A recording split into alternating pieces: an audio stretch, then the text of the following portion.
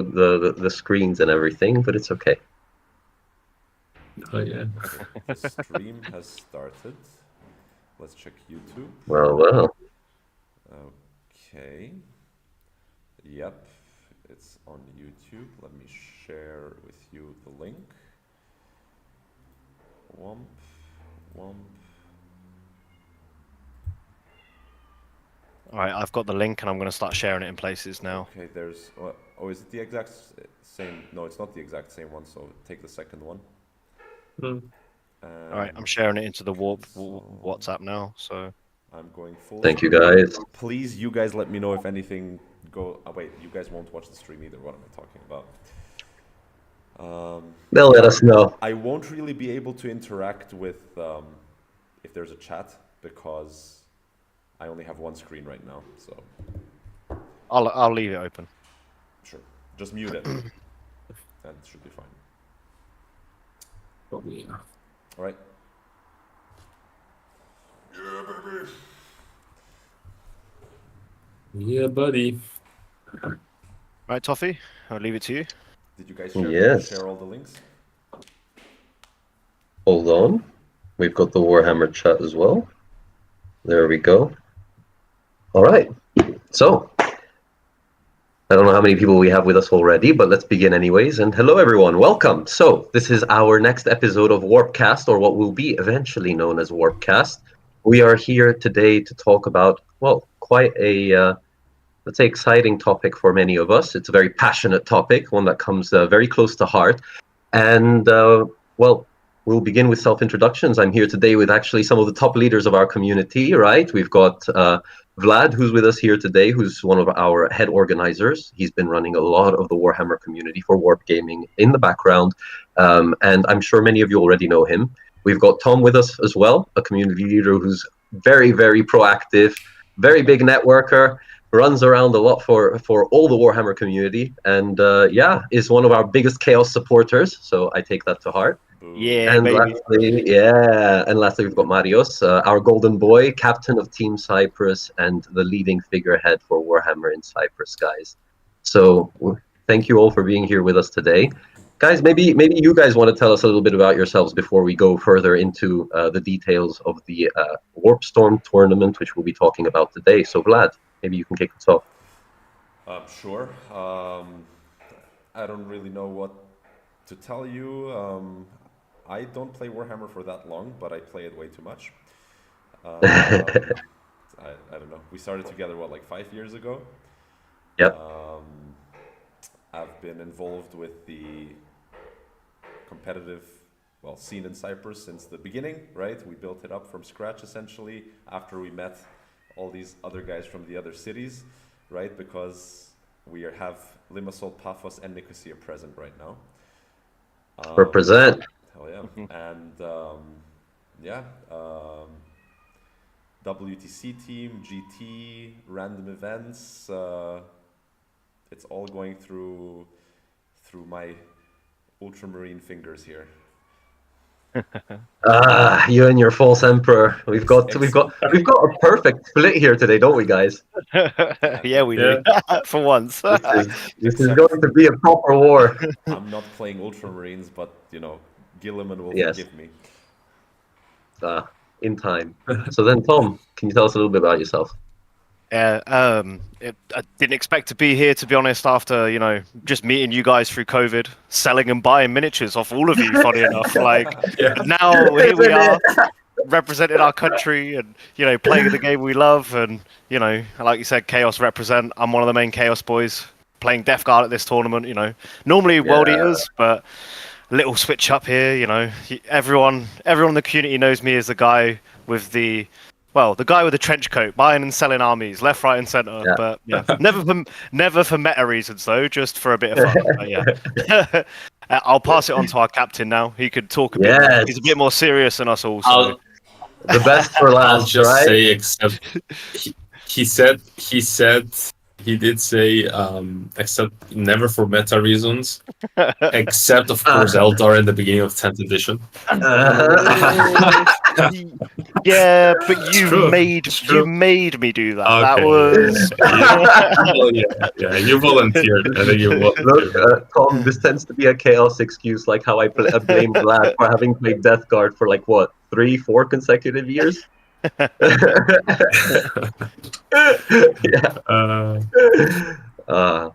All right. So yeah. So let me walk us into what we're here in detail to discuss today. So most of you are already aware of this. We are here to discuss the big GT coming up this weekend, right?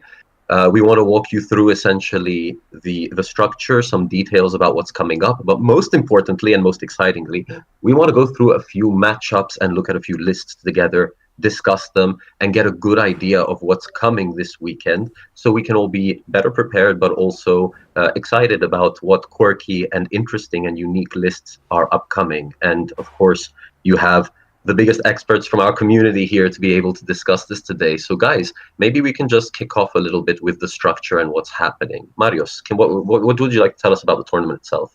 Yeah, so we can look at start off by looking at the army composition, and I would say once again we have like a very successful, like a very diverse composition of armies. We have, as you can see, 22 different armies, but 5 of them are Space Marines. So it's you can essentially you can 18. never get rid of them.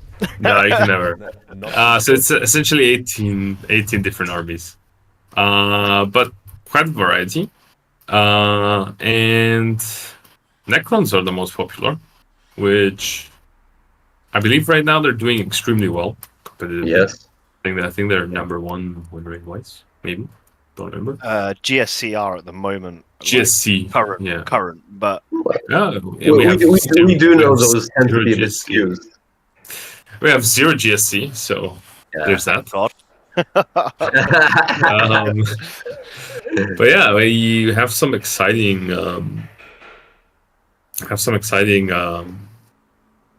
army compositions and armies we don't see very usually. We have Leaks of Wotan, which is nice. Yeah. See Sergei is playing that, coming from Israel. We have Toffee playing Drukhari. Yeah, I'm the resident Archon here. We have Salamanders and Imperial Fists being represented. I believe I don't remember the Salamanders, but I'm sure that the Imperial Fists are Gladius Task Force. I'm playing Custodes. Custodes won the Warhammer World Championships. Yep, choosing the most meta army.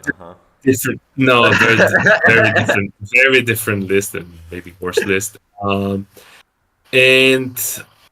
the most exciting one is Imperial Agents, being played by the defending champion of Cypriot GTs, Leonid. He's won both of the 2 GTs we have hosted. Yeah. And he's going to be playing an Imperial Agents list, which we will go over. Which is a very quirky list to be playing, isn't it? Yeah. It's very interesting. He's gonna catch a lot of people off guard with this. People are gonna be like, he will. I've read about Imperial Agents. You know, what could they do? But when you see it in a player's hands like Leonid, yeah, it will be very interesting because it's a very gimmicky army and it's crazy. They have damage from where you don't expect it quite. Some weird like grenade strategy. You can use grenades from 18 inches with Navy breachers, and that bypasses Lone Op, for example. So, NFL quarterback grenades right there. Yeah. It's the long bombs. I think they actually like to use a little robot, which I have right here. There we go. In terms of the GT, actually, also, just since we're mentioning it, Cyprus GTs, this is our biggest one. Boom. Mhm. at 30. So 38 is our final number. We were close to 44 actually, Yeah. but Yeah. there were a few drops here and there, which is normal. And Of course. Yeah. we're resting at the number 38 now, which is still great. It's almost double our Guys, previous yeah. one, and per capita, I'd say that's a pretty big tournament for Cyprus. That is a Yeah. huge tournament for Cyprus, guys. Absolutely. It's a huge step forward in the tournament scene. This is the largest tournament of its kind here ever before for the wargaming scene. Yep. And of course, especially for this hobby in the region, which as we can all see is a growing scene, you know, from all the regional countries that are coming. And that's I think that's the most exciting part of all this, is to see how active and proactive everyone in this sector of the world is in terms of making this a proper community with involvement from all the different countries supporting each other, which is just phenomenal. We have like what, 6 or 7 different countries being represented Yes. at the GT. Yeah. Absolutely. Like Yeah. South Cyprus, Greece. We have the UK. We Israel, have Bulgaria. Bulgaria. We have, and then of course our own community in Cyprus is so diverse. We have people It's so diverse. from Germany, from Sweden, from all over. I mean, From like, everywhere. if we count all the countries, it's probably like 10 to 12. But I'd Yeah. say Yeah. like people who actually came are, we have like 5 or 6 people coming from abroad to play here because Cyprus is awesome and everyone needs to come here. Obviously, thank you guys Absolutely. for coming to our GT. This is what I want to add. We've had the pleasure of meeting a lot of you in person, and you know, playing with you in person and TTS, and you know, we're just glad to host you basically. And there's even a few that we haven't met in person, so you know, thank you. It means a lot. Can't wait. Yep, 100%. I believe there are 11 players. No, 13 players now from abroad. Yes. 13 out of 13 players coming from abroad. 1/3. Yes. 33%. Yeah.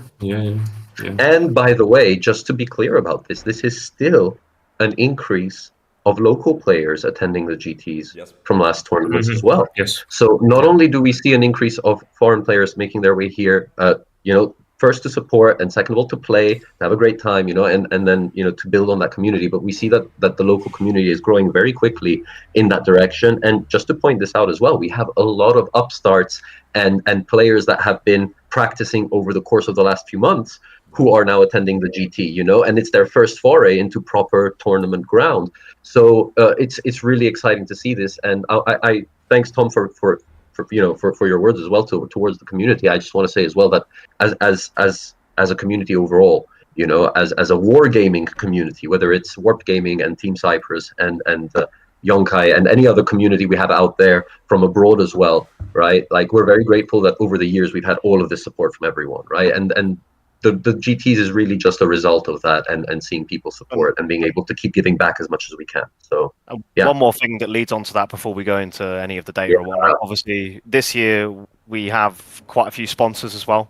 And obviously, thank you to all of them. I mean, you guys obviously partially being one of them. But we've got War Colors this year. I mean, check them out if you need some hobby paints. I use them quite often. They're fantastic. We've got Owlcat Games as well. And you know, if you're a fan of Rogue Trader like me, like that is like, I was fangirling a lot when we got that from. Oh my god, guys, we did totally fangirl, right? Yeah. Obviously, we've got the WTC Team Cyprus, Yonkai Games, which, you know, thank you guys. You know, as you've just been talking, you guys have obviously helped build up a community for Yonkai and WARPGaming. And most importantly, and then the community for WARPGaming. We've got Printed Proxies as well, which if we didn't have them throughout the WTC lead up, we'd be pretty screwed going to WTC. Like, Jamie, thank you, really helped us. And then obviously I've already mentioned it, but WARPGaming, you guys, like, you know, where would we be without you guys, you know? And look, I want to give a big shout out to Nick as well, who's been helping to prepare a lot of equipment for the tournament as well. You know, both what was it? Tom Proxy, Printed Proxies, right? Yeah, both Printed Proxies and Nick have been doing amazing work. First for the community, which is the most important for us at WARPGaming.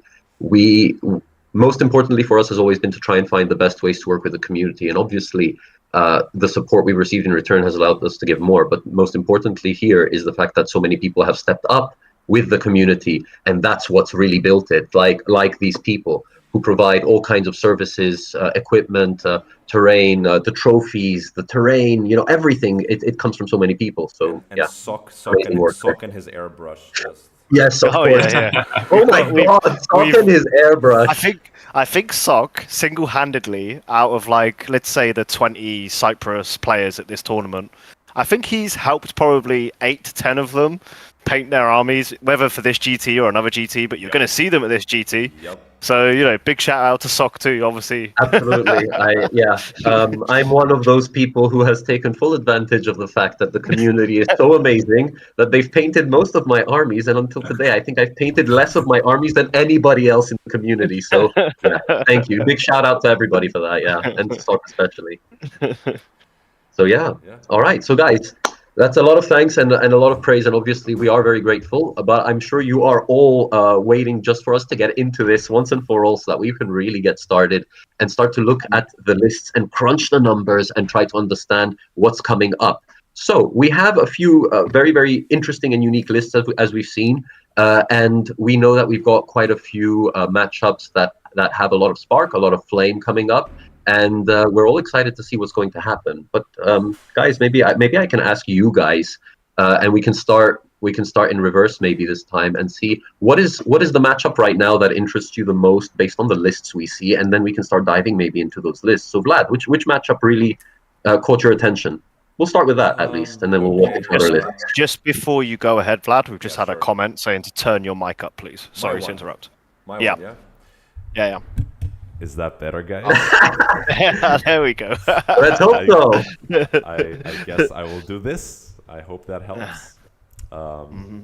Yeah. Stage man, let's go. Let me. I don't know. Maybe the cable is not good or something, or my mic just sucks. But it's supposed to be good. It's a lot better now. Oh yeah. Yeah, it's a lot better. Yeah, it's a lot better actually. Thanks, guys, for telling me so early. you three, not the chat. I hear you loud and clear, bro. Okay. Yeah, same. Good. So there are 2 matchups that caught my eye. So maybe I'll leave the second one for Tom because I think he likes it as well. The melee matchup. So I'll leave that one for you. We could both digest that one together. Sure.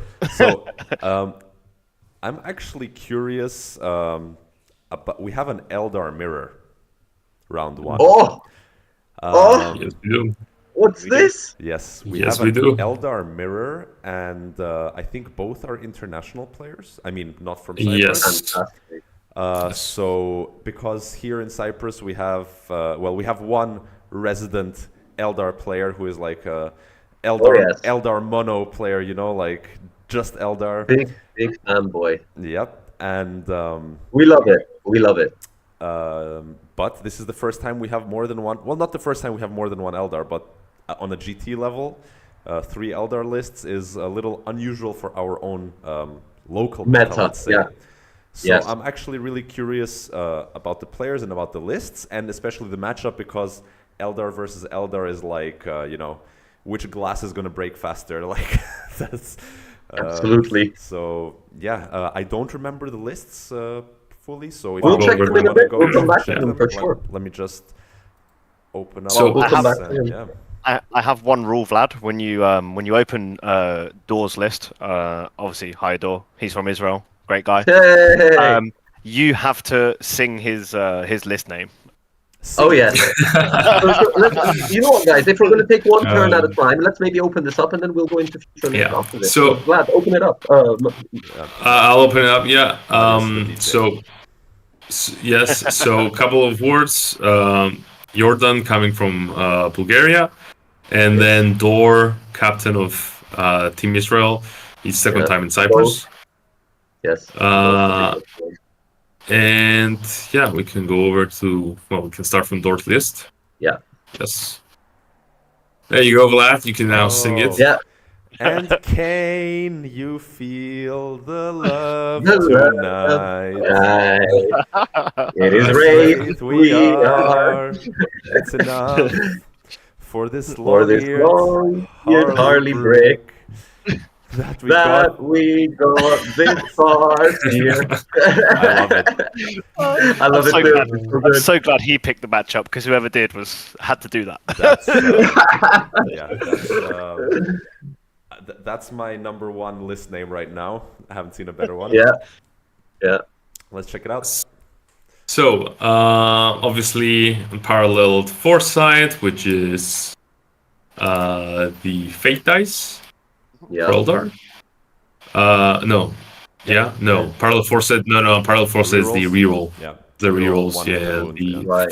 fate dice is The rumors say that fate dice will be moved to a detachment rule Okay. in the new codex. Is that so? That's Yes. an interesting rumor. And battle focus will become the new It's Eldar back. Anyway. rule from what I've heard. All From what right. I've heard.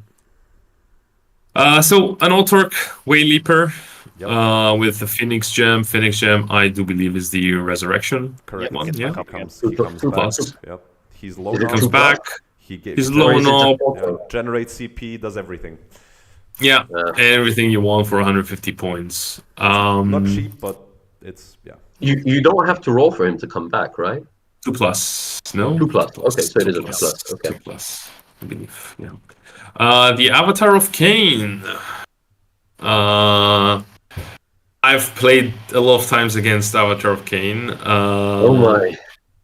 It's especially with the Farseer, giving him the -1 to wound Oh, yeah. at T12. Yep. Yep. Wounding him That with guy. sixes most of the time. Yeah, that guy becomes tough. Even tougher than he usually is. Half damage, 4 up involved, fate dice. Farseer Skyrunner, full rerolls to hit to a unit. It's a really cool ability. Spirit Seer, Yeah, we'll see some raids, Oh. that means. Yep. yes, with the Yes. Whipping Stones. Someone can remind me what Whipping Stones are. Ooh, that you see, that's the problem when none of us play There Eldar. you go. Yeah. I can just pop Yeah, that's a good this idea. little guy over here. Eldari. Each time each time this bearer's unit destroys an enemy unit, roll a d6, and you can add it to your feat dice. Okay. Yeah. Okay. I think this is one of those enhancements that hasn't been played No, a lot. you don't see At it least I often. haven't seen it. Nope. Yeah, it used to be like Fate Phoenix Gem Messenger. with Face Messenger, and that was it. Yeah, exactly. Yeah. Yeah. So, wait, So what that's- is this on? interesting Oh, it's on the choice. Spirit Seer. Okay. This is on the Spirits here, yeah. And Yeah, which is a very interesting Smash, choice. baby. and then we have the duo of Ivrain and the Of course. Vizark from way back when the what was it? Not Fracture of Bieltan, from the end of 7th edition books. Mm-hmm. Ooh, I'm not that old. Triumvirate, Triumvirate of Eniad. The first release of the Vizark and Ivrain was with the Avatar of Eniad. Incarn, thank you. Vizarch, I believe he has some death wounds. Ivrain has like that Flamer anti-infantry 2+ death wounds, I believe. She gives the Feel No Pain. Quite interesting. Does Vizard give fight first, or is that my imagination? I think their squad does have a fight first, but I don't remember from who. The Double check it. It is the Vizarch. He gives fight first, and he gives Oh, fight first, he gives a lot of stuff. Yeah, I remember. and he can select death wounds or he's It's Eldar, bro, man. You get to Yeah, select one of the many rules, you know, like. Then we have 10 Guardian Defenders, 5 Rangers, nice infiltrate unit, Yep. Yeah. Trooping Hawks for the course, up and downy Yeah. mission play. Unit of troop. Yeah, those are going I with the Vizark. believe, No, I believe these go with With Rain. Rain, yeah. They could These go go with together, Rain. right? If Rain, Vizark, and Troop could go into a squad, Ooh, I think. don't remember. I'm pretty Don't sure. remember. I'm pretty sure. Yeah, you're right. I'm You're an right. aspiring Yeah. Eldar player. So Man. next GT maybe. Two units of War Spiders, and a 10 man of Wraithguard. Man, they are expensive because I'm this is so- not a lot of things. I'm so glad to see the 10 Wraithguard brick here. Like, I've missed seeing them boys. So cool. Okay. Yeah. So It is a very, very cool thing. We did have Yegor who brought. Yeah, he brought like a full. Brought I believe Wraithguard the full Wraith army at one point. Yeah. So we have 1, 2, back in the 3, day. 4, 5, 6, 7. So this 7 units, and then I guess one character is alone. yeah, probably. This is like Yeah. a And bully 2, 3 Eldar list. characters. It's Park alone. It's an interesting one. It's an interesting one. bully Eldar list. This isn't like your usual like. I'm just MSU move. fly around. Exactly. Yeah. No. Like Yeah. sure, there is a little bit of, scoring units think- here and there, but there's a lot of firepower I think everywhere. Dor was like, how do I pack light and have a good time? This is. That's a good. Yeah, one. Dor No, was I- messaging me. Dor was messaging me up until like a couple of hours before roster submission, saying like I am between like 3 lists and I cannot decide which one to play. So yeah, I mean, basically this list has 3 heavy damage units, which is the unit of 10 Wraithguard, the Avatar of Cain, and the troop with Rain in the Visage. I assume that's how it's gonna play, Yeah. because He could put the Guardian Defenders with Ivrain too, but Farseer. probably not. No, I believe the Farseer is gonna be in there to not get sniped. I Possibly. believe, because he has that important buff on the Avatar of Cain. I believe, maybe. So yeah, it's basically you have those 3 quite expensive units. 335 for the Avatar, then another 400 points for the troop squad with the 2 characters, and then another 400 and something points, Yeah, right? so we're yeah 380 plus Yeah, it's half 80 the is like army. another 460. It's about 1200 points on those 3 units, but Wraithguard are very tough to take down. And not most, but a lot of things they touch will disintegrate. Not everything, Yeah, but a lot of yeah. things. The Avatar is just a beast. It takes a lot to kill him. I usually avoid him. And then Ivrain and Visage with the troops, they move fast. They have the fight first, so they're not quite easy to take down. Ivrain brings back models, Yeah. and they also have the 5-up Feel No Pain with the 4-up Invul. It's like so many layers of defense that unit is tougher than the And then they have T3 1 wound would Yeah. indicate. They have those sneaky fusion pistols as well, which if they get close in your face, Oh my they God, can, yeah, they yeah. can just remove a vehicle like Yeah, see yeah. ya. Yeah. And Yeah. despite not having the advance in charge, you can always Phantasm in your opponent's turn to advance. Yeah. Or just be Um, like, oh, hey, there's a 6 for my first charge dice. That's also true. So, like, hey, I Yeah. just need to roll a 1 on this 7-inch charge. Easy. Yeah, Right? yeah. So, Hmm. yeah. It's gonna go soon. Well, might as well enjoy it now. I still have PTSD from not Fate dice but Miracle dice in WTC. Yeah. I have so much PTSD from that. All right, anyway, what's the other list like as well? Like, let's check it out. Yeah, so let's check.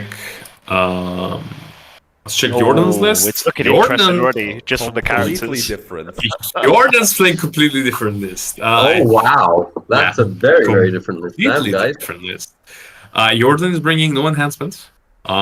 He's playing Baharoth, Baha Blast, as he is colloquially known, Fuegan. Fuegan is the Doomslayer. It's a beast. He gets up on his own. He doesn't need an enhancement to get up. Farseer Skyrunner for the full rerolls to hit. A Troopmaster, which I don't quite remember what he does. I don't remember if he is the one who gives advanced charge. Let's check him out. Not sure. The Troopmaster. Jordan looks like he's so ready for that Eldar refresh. He gives Devils. He gives Devils. Oh, yeah. Okay. Yes. Okay. He looks like he's definitely ready for that Eldar refresh. Interesting. He gives Dev Wounds, so troops with Dev Wounds, that's Guardian Defenders, then Fire Dragons, Okay. Anti-tank. Rangers, Yeah. a 10-man of Swooping Hawks. So this 10-man is not I believe it's not the MSU do actions 10-man Swooping Hawks. It's actually the one that goes with Baharoth. Yep. Yeah. And if I remember well, Baharoth gives them something quite interesting. He gives them Fire and Fate. Which is really nice. Yeah, and plus 1 to hit, which means they're hitting that's like 50 shots if I'm not mistaken. It's a lot of shots. Yeah. It's a lot of shots. Swooping Hawks. That's quite disgusting. That's very exciting to see. 40 shots, not 50. It's 40 shots. Okay. It's 40 shots with lethals. With lethals hitting on 2s. And they could get the buff from the Farseer Skyrunner for full rerolls to hit. So it amasses, you could tell your opponent here, dude, take this 12 3-up saves or 15 3-up saves or whatever. Yeah. So it's a even if there is no AP, it's just weight of shots that matters here, especially if it's chaff or just weaker units, or lines or something like that. Yeah, I mean, something like that. Even into Kabalites, Gene Stealers, small Tyranid units. There's plenty of factions that even Necron Warriors to some extent with a 4-up save. You'd lose a few. Baharoth as well is really good in both melee and shooting. So. Yeah, it's a very mobile unit. This unit could do behind enemy lines on because they can. I believe they have advance and shoot, so they can advance 6, move 14 or whatever they move, and then if you haven't got anything to shoot, they're good at blocking out strat reserves. It's an expensive unit though. It's a 300-point unit with Baharoth, essentially. So this is not the I'm gonna throw them turn 1. He's got to keep them safe. Yeah. No, but you do have the versatility, as you said, if they've got advance and shoot, and you've got the fire and they have Uppy Downy, I believe, Then you've got the good opportunity to basically cross them the whole board and shoot something off and then pick them up. It's a very good unit because you can do all sorts of things with them. So much mobility because from Uppy Downy to Fire and Fade to Auto Advance 6 to Phantasm. So then we have 5 troop. Just 5 troop. I believe they will be going into one of the vehicles. 2x3 Shroud Runners. These are the Rangers on bikes. Then 3 Falcons. Fire Dragons, and the troop. Yep, exactly. 1 Viper. And 2 Warwalkers. Warwalkers are really nice. They're deceptively they only have 6 wounds, but they're so it's so weird. They're chunkier than they seem. -1 to be fair, though, I haven't seen them since last year's WTC. No, they're a really cool tech piece. I really like them. Obviously, they've got Scout. They've got the 4-up involved. Scout they've 9. got the minus. They've got the -1 to wound. So if you're facing someone who has a couple of vehicles with, let's say, you're facing someone who has a nasty unit in a transport, and he's going to say to you, "Look, buddy, I want to try keep them as safe as possible, but when you've got such a big scout move, then a move, it's pretty hard to hide from them. And Bright Lances are scary. And then, oh, what do you know? Your unit's now out on the field. Batter off, go get them. Like it's scary. And they work really well with the Eldar reroll 1 hit, reroll 1 wound roll because they have 2 shots each. So they they utilize it to the max. Like they're usually hitting and wounding. So. Yeah. Usually, yeah, because usually you're gonna roll 1/3 up on the 2 dice, so you have the reroll. And like on the toughness profile, people underestimate them. I've used them before, and someone shot 1 tank into 1, and what do you know? The game of 4-ups starts, and I roll all the 4-ups, and he's like, "Oh, what am I gonna do?" He shoots the next unit. It happens again. He fails to wound because he's wounded on 6s, and they're not as easy to remove as people think they are. So they die easily to anything that has dev wounds. Anything that has a little bit of dev wounds or mortal wounds, they just melt. A conventional damage, not so easy because it's 4-up invul and -1 to wound and fate dies. So if it's like round 1 and the only thing exposed is this one Warwalker and your opponent doesn't throw a lot of things into it, then you can use a 4-up fate dice there, for example. Also, like the triple falcon, obviously if that shoots at a target, the unit getting out then gets +1 to wound it. That's quite nasty. Is that correct? Yeah, if I remember correctly. To excuse myself for a moment, you guys just keep going. No problem. And if I remember correctly, the Shroud Runner's ability, if they shoot a unit, they get like a spotted type of ability where you get an extra pip of AP, if I remember correctly. Something like that. So the Falcon is full rolls to wound, and because it's Eldar, it's not just the shooting phase until the end of the turn. Because it's Eldar. It's Eldar. So for example, is only end of the turn of the phase. No, everything is until the end of the shooting phase. Eldar get the better fire support, the best fire support. So like the troop can disembark from the transport, shoot the fusion pistols, and then charge, and then have full rerolls to wound with dev wounds. And don't forget, we've got the big nasty fire dragons in the other 2, I imagine, and it's fire dragons are always a little bit funny to me because they're supposed to be these aspect warriors. We've had this discussion a lot in the past. They're these aspect warriors that have been training all their lives, and on the tabletop they're a suicide unit. Just drop it, kill something, and then obviously they're gonna die because they have no chance. They stand no chance of surviving. The one interesting thing I like here is obviously in this matchup, Dor's got the 10 Wraith Guard and the Avatar, which obviously, sorry, was it what was the name here? Sorry, Jordan, was it? Jordan, Jordan. Yeah. Whereas Jordan's obviously got a lot of this like anti-tank or anti-big things going on, and he's got some other tech and some other things, obviously. But obviously the Wraith Guard can shoot back once they've been killed, right? No, they can shoot back if they've been shot. If they've been shot, I believe. There you go. Yeah, that's it. So it should be a quite interesting matchup, actually. I want to see how this plays out in the middle because and it's not just that, but like the Avatar is very chunky, but at the same time, there's a lot of firepower coming on the other side, for example.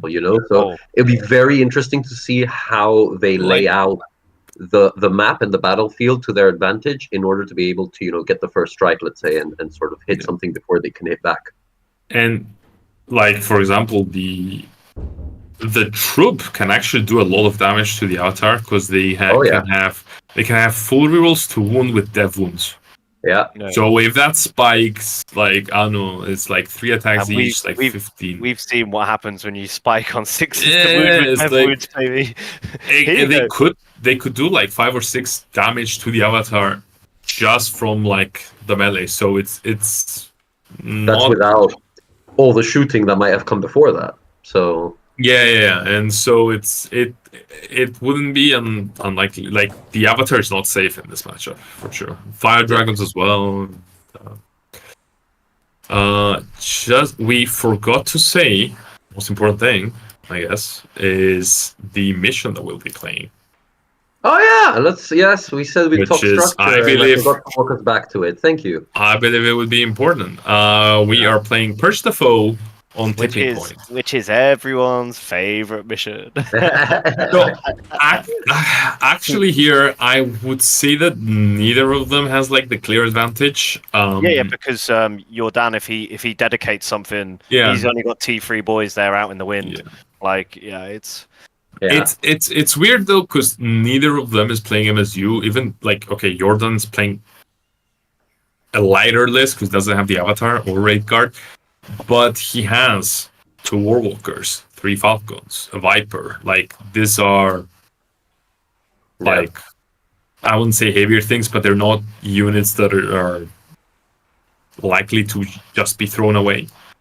He's not playing like, he's not playing 15 spiders and then 10 swooping hawk and then 2x5 swooping hawks. He's not playing that throwaway elder list. He's playing a more tradey list. So I believe neither of them has like a clear advantage in Purge the Foe. Like, neither of them has a clear case of getting kill more every turn. So it's an interesting matchup. 2 vastly different lists. Yeah, so I'm curious about that one.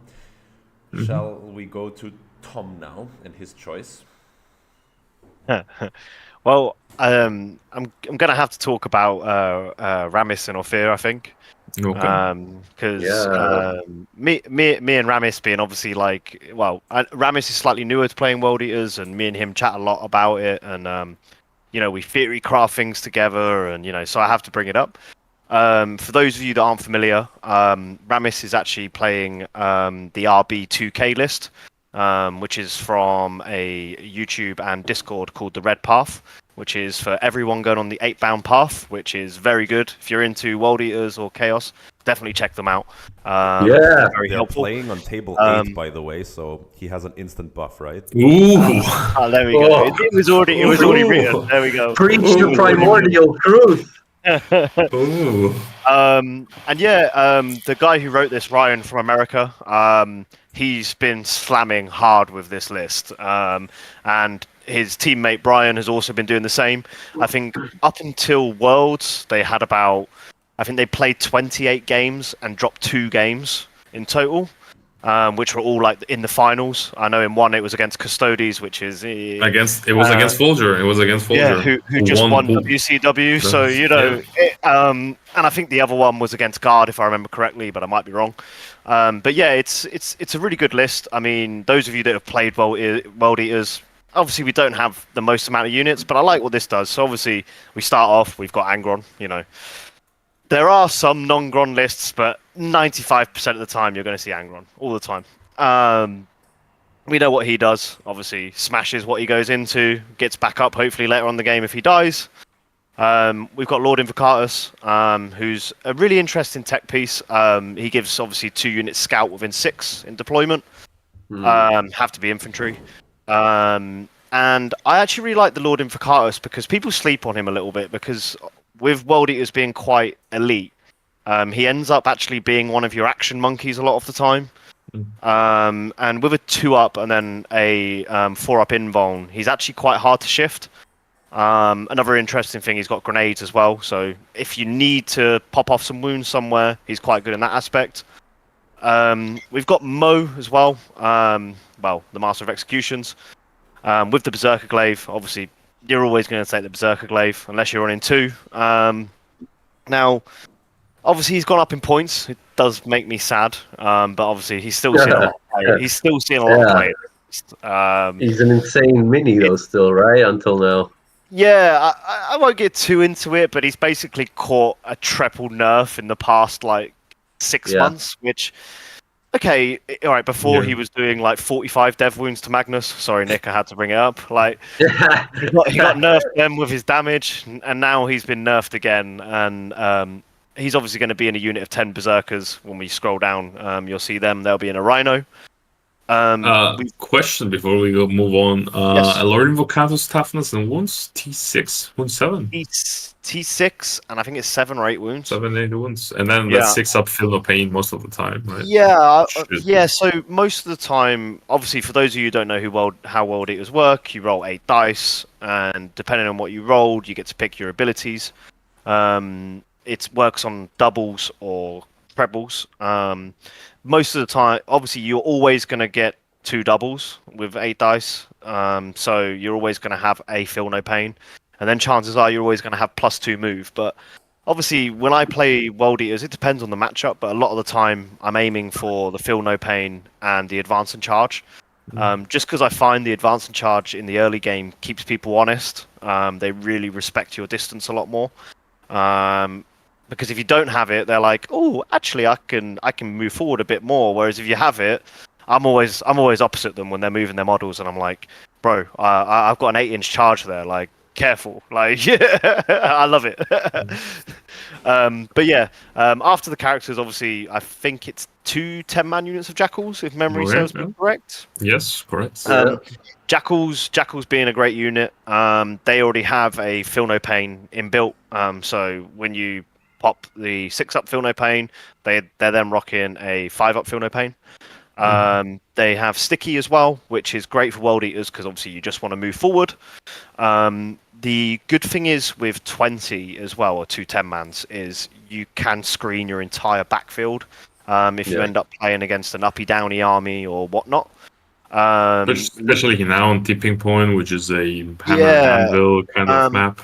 But I also really like them, and all right, we'll talk a bit more about this when we go into the other list, but like I like them because you can be really cheeky with them. All right, you don't want to throw them away, I will be honest, but you could put one unit at the front of your army, scout them forward with Lord Invocatus, and then you're like, if you're playing a melee matchup, you can be like, okay, now if you haven't got much shooting, you've got to deal with my Jackals before you can get to the meat of my army. So they're good. Then we've got 10 Khorne Berserkers. Obviously, they're going to be with Master of Executions. And what Ryan done when he was doing this list, which I really like, he threw in 5 Khorne Berserkers. Now, a lot of people have been looking at this that haven't listened to him discuss it and gone, you know, why has this guy done that? Again, they're really interesting when you're playing against someone who has 5 scouts. And, like, you know, a lot of Space Marine armies, they don't have much scoring potential outside their scouts and whatnot. So you take the 5 Khorne Berserkers and you're like, okay, you've put your scouts there. And my Invocatus is going to scout my Berserkers up if you've given me room. Or it might be a JPI unit, jump assault intercessors, whatever. Or it could be anything, any sort of trash unit that's move blocking or just being a pain. You just send your 5 Khorne Berserkers out. They're only 90 points. You kill what they go into if it's just an infantry unit. And you're like, great, now I've weakened one of my opponent's scoring opportunities. And if they want to go for my 5 Khorne Berserkers, that's fine, buddy, because I'm going to be staging behind a ruin and I'm going to smash you for doing that. I like it. They're interesting. Obviously, further down, I think we've got 2 3-man 8-bound. Now, the normal 8-bound have the 6-inch scout inbuilt. So it depends on the matchup, obviously, but a lot of the time, these can also kill some like trash units, but you want to try keep them safe. You really do. Because the sergeant in this unit is one of the... Well, other than the Master of Executions, he's one of our only access to 3 damage weapons. The lacerators, they're quite important in some matchups, so you don't want to throw them away. Obviously, they're a 140-point unit. But they've obviously got the 6-inch scout, then they've got a 9-inch move, potentially 11-inch move, potentially advance and charge. They really help keep your opponent honest, because with the Lord Invocatus, you're now scouting 5 units in turn 1. Which, if your opponent hasn't got any infiltrators or whatnot, can be quite scary to deal with. We've got 3 Exalted 8-bound, we've got the 6 Big Man 8-bound. Again, it depends on matchup, but the 3 Exalted you tend to see go into Deep Strike, and you're using them as a rapid ingress threat. Or you can just use them as a normal Deep Strike, but most of the time it's going to be for rapid ingress. It helps keep your opponent honest. They've got to now screen out their backfield, and a lot of people forget against World Eaters. They push forward or they try to move block you. And now you've got the 3 Exalted 8 bound, they've got to keep some units back. And in case Angron comes back to life, which is always satisfying, obviously. The big 6-man, obviously, they're just your hammer and anvil unit. They're just going to go punch something to death. They are a big point sink, and there's a lot of arguments online at the moment whether the 6-man Exalted 8 bound or if you take 10 Terminators. But I still love rocking the 6 Exalted 8 bound. They're really nice. Obviously, the Exalted 8 bound do have a 6-up Feel No Pain inbuilt as well, so most of the time they're going to be rocking a 5-up Feel No Pain. And I did forget before, the normal 8 bound give units within 6 a reroll 1s to wound, I believe it is. So yeah, all piled together with Angron probably giving reroll hits most of the time. It's quite well, they're my pride and joy. You know? And the last, obviously, we've already covered the Rhino for the Khorne Berserkers, but the spawn again. I really like the spawn because you can be deployed, have your safe objective. Say it's on the top field of your map. You send your spawn out onto the objective, and you keep something behind that's in heroic intervention range, and say, "There you go, deal with my spawn." Now, World Eaters also have a stratagem. If someone kills something in the shooting phase, you can pop sticky. So if they shoot your spawn, not only are they going to have now a 4+ Feel No Pain, well, 4+ save and 4+ Feel No Pain, they're difficult to remove, and they've got to get in combat to flip the objective. And if they get into combat to flip the objective, you can then potentially heroic, depending on how the opponent places his models.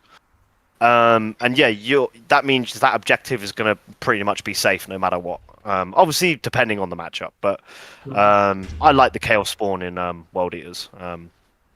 With the Feel No Pain, they're fantastic. Well, it's definitely the most popular Chaos faction to be taking Chaos Spawn at this point in time, if I'm correct, right? Yeah, I would say so. There are some Death Guard players seeing some. They are using them, but obviously you've got bloat drones and whatnot. So yeah, but yeah, for sure with World Eaters, they're really good action monkeys. You can put them on your safe objective and say, "Come at me." You could put them on the center objective and say, "Come at me." And there's 6 Exalted 8 bound behind there, or Master of Executions with Fight First. Obviously, there's a lot of cool tech pieces. But yeah, like I say, this list it's been putting in work. I like it. Me and Ramis were speaking, and I just said, take it. Like, see how you get on with it. If I wasn't playing Death Guard, I'd be running this exact list. If I'm honest. Yeah. or there's a lot to it. Yeah, or 110 Jackals. We won't go into that, but it will probably be. Well, shall we check the opponent's list then? Yes, yeah. I'll let Vlad walk us through this one. Yeah, I mean, this list is like, I don't know the exact percentage, but like at least 90 or 95% exactly the same like mine. That's the state orcs are in right now, right? Like, is this the one I played against Vlad with my Dukari? I mean, one variation of it, right? Like, one variation of it, right? Different, but yeah. There, you see it right there. Gazgul. I mean, in Warhorde, it's just too good. I feel like I tried a few Gaz-less lists, but yeah.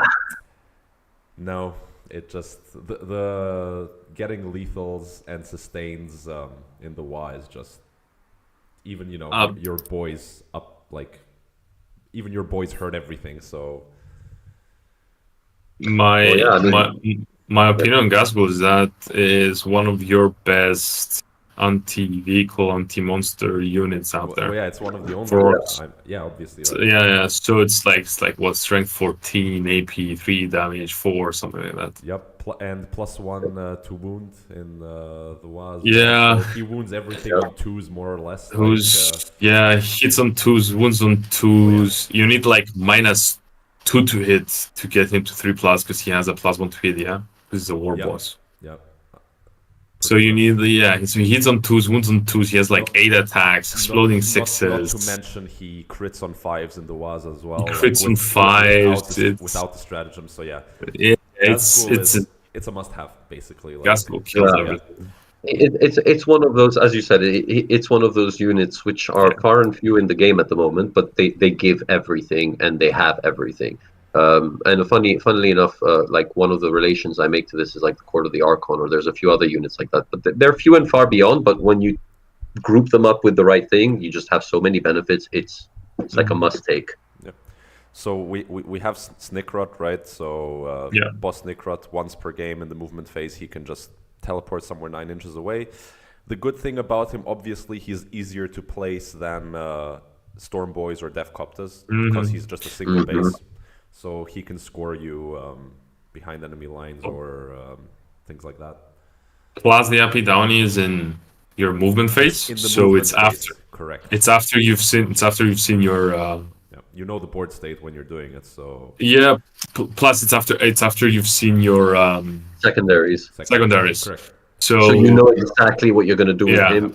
So you're not gonna waste your once per game up and down. He's very useful. He's not in my list personally. I went for a little more bodies, but obviously very useful unit. Yeah. And nothing to say. Double beast bosses. I have the same. The one of them, has the enhancement follow me lads, so adding 2 inches to their movement. So the snag a brick is moving 8, right?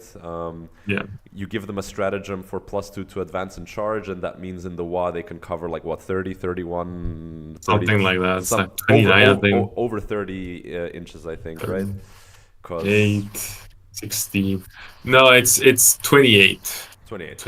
Okay. Yeah, well, because it's 8 movement, 8 advance, and then 12 inches. Here's the 31, bro. You disembark them from the vehicle to get your that's 3. So that's there you go. That's 31. I remember 31. It's like this guy's trying to be as quick as World Eaters. I love it. So and the beast bosses, what do? They get you a 4+ anti-vehicle, anti-monster dev wounds on the charge, which is, as you said before, Gazgul is the best anti-monster, anti-vehicle.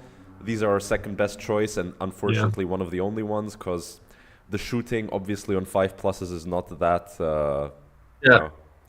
It's not going to happen every time. Although I haven't tried Dread Mob properly. I mean, but still, the beast bosses do their work. In addition, they give +1 to hit to their Beast Naga boys, and the Beast Naga boys in return give them full rerolls to hit against vehicles. So. It's a good thing. So 2 of those. Obviously, they also get the lethals from Gaz, which is great. And then 3 war bosses. War bosses could go with boys or knobs. I forgot what he has exactly, but I have exactly 3 war bosses and 2 beast bosses, just like him. So I guess there will be 2 beast naga boys, as we just mentioned. What they will do. 10 boys might go with a war boss, depending what else is in the list, right? That could go in a truck or could go on foot. Boys also those flash kits. Boys have sticky, so that's useful. And flash kits 1, 2. I also have 2x5 flash kits. They're great. Once per game they can have lethals. And what surprises people is they're decent in melee. I mean, they're knobs basically. So they're better in melee. They are. They're all green skinned, baby. Surprisingly, as well, what I've experienced, at least personally, is that if you pull off a good Overwatch with them, it can go very badly for you. Like, as in. Because of the explodings, because of the lethals exploding, what was it? I don't remember, but they might get only a few shots in, but those shots just multiply when they're wounding, and they will usually wound infantry quite easily. And so suddenly, let's say, and it's 2 damage. So suddenly, when, for example, I've dropped down like 10 incubi, the wrong squad, not my warlord squad, right, which has the no Overwatch, or I drop my witches and suddenly I get shot, and especially witches, that's 5 of them deleted just from exploding, and lethals. So it was very surprising how hard they can hit if you catch the right Overwatch with them. It's a little bit better in the 10-man. With the 5-man is a little more, MSU doing stuff. It's still, I prefer 2 5-mans just because you can split what you want to do, but for Overwatch, the 10-man is just, it does the work. 2 Gretchen squads. Gretchens are the best orc unit in the game, prove me wrong. Um, 40 points for 11 models, and 11 messes your math up. Yes. Because Yes. 10 models is one. I have had so many games where the Rune Turd or one Grot stays alive, and it changes everything, and yeah, it's just amazing. So it's 11 models, but 12 wounds, right? Because the Rune Turd has 2 wounds. So That's what I was just gonna say. you can skew stuff with them, and once you go into WoW with the 5-up invuln, I mean, of course you can kill them, but you actually have to put something into them, right? Like, Yeah. so for 40 points, they generate you CP on a 4+ on the objective. Just Grots are great. I'm taking 30 of them personally. So then 2 Mega Nobs, yeah, they go with Gaz. You need them because they're just those extra wound buffers, so that, well, Makari doesn't die because it's Makari who gives the lethals in the WA. You know, if there's indirect or something, you don't really want those to go on Makari or on Gaz early. So you got to have those Mega Nobs. Plus they slap with the kill saws. Well, I was gonna say plus they allow Gasgul to have his +1 to hit +1 to. Correct. Absolutely. Because he has to be leading a unit, I believe. Yeah. Yeah, he does have to, and yeah, I mean they are one of the rare AP3 weapons in orcs. So, yeah. you know, most of the army being AP1. Hopefully, no orc player has to play against Custodes, but. No, I mean it's worse against Deathwing Knights. True. Yeah. Deathwing Knights, orcs, orcs just pounds off. Yep. Like that AP1 damage 1 or AP1 damage 2 that some orc models have, it's like AP0 damage 1. Basically, yeah. But yeah, Mega Nobs, yeah, you got to take the minimum 2, right? Just worth it for Gaz. 2 times 5 knobs. I also 3 times 5 knobs. Oh, 3 times 5. Okay, so you see, I got 3 Gretchen, he got 3 knob squads. That's our difference. But yeah, knobs all with power claws, I guess. Yep, all power claws. So that's strength 9, AP2, 2 damage in the WA. Strength 10, AP2, 2 damage. Great. It can kill a lot of things, including vehicles. So I guess all 3 war bosses are going with the knobs then, and the boys are by themselves. Yeah, for sure. And I'm going to guess that there's going to be at least 4 trucks in this list, but we'll 4 see. trucks. At least. 4 trucks. 4 trucks, indeed.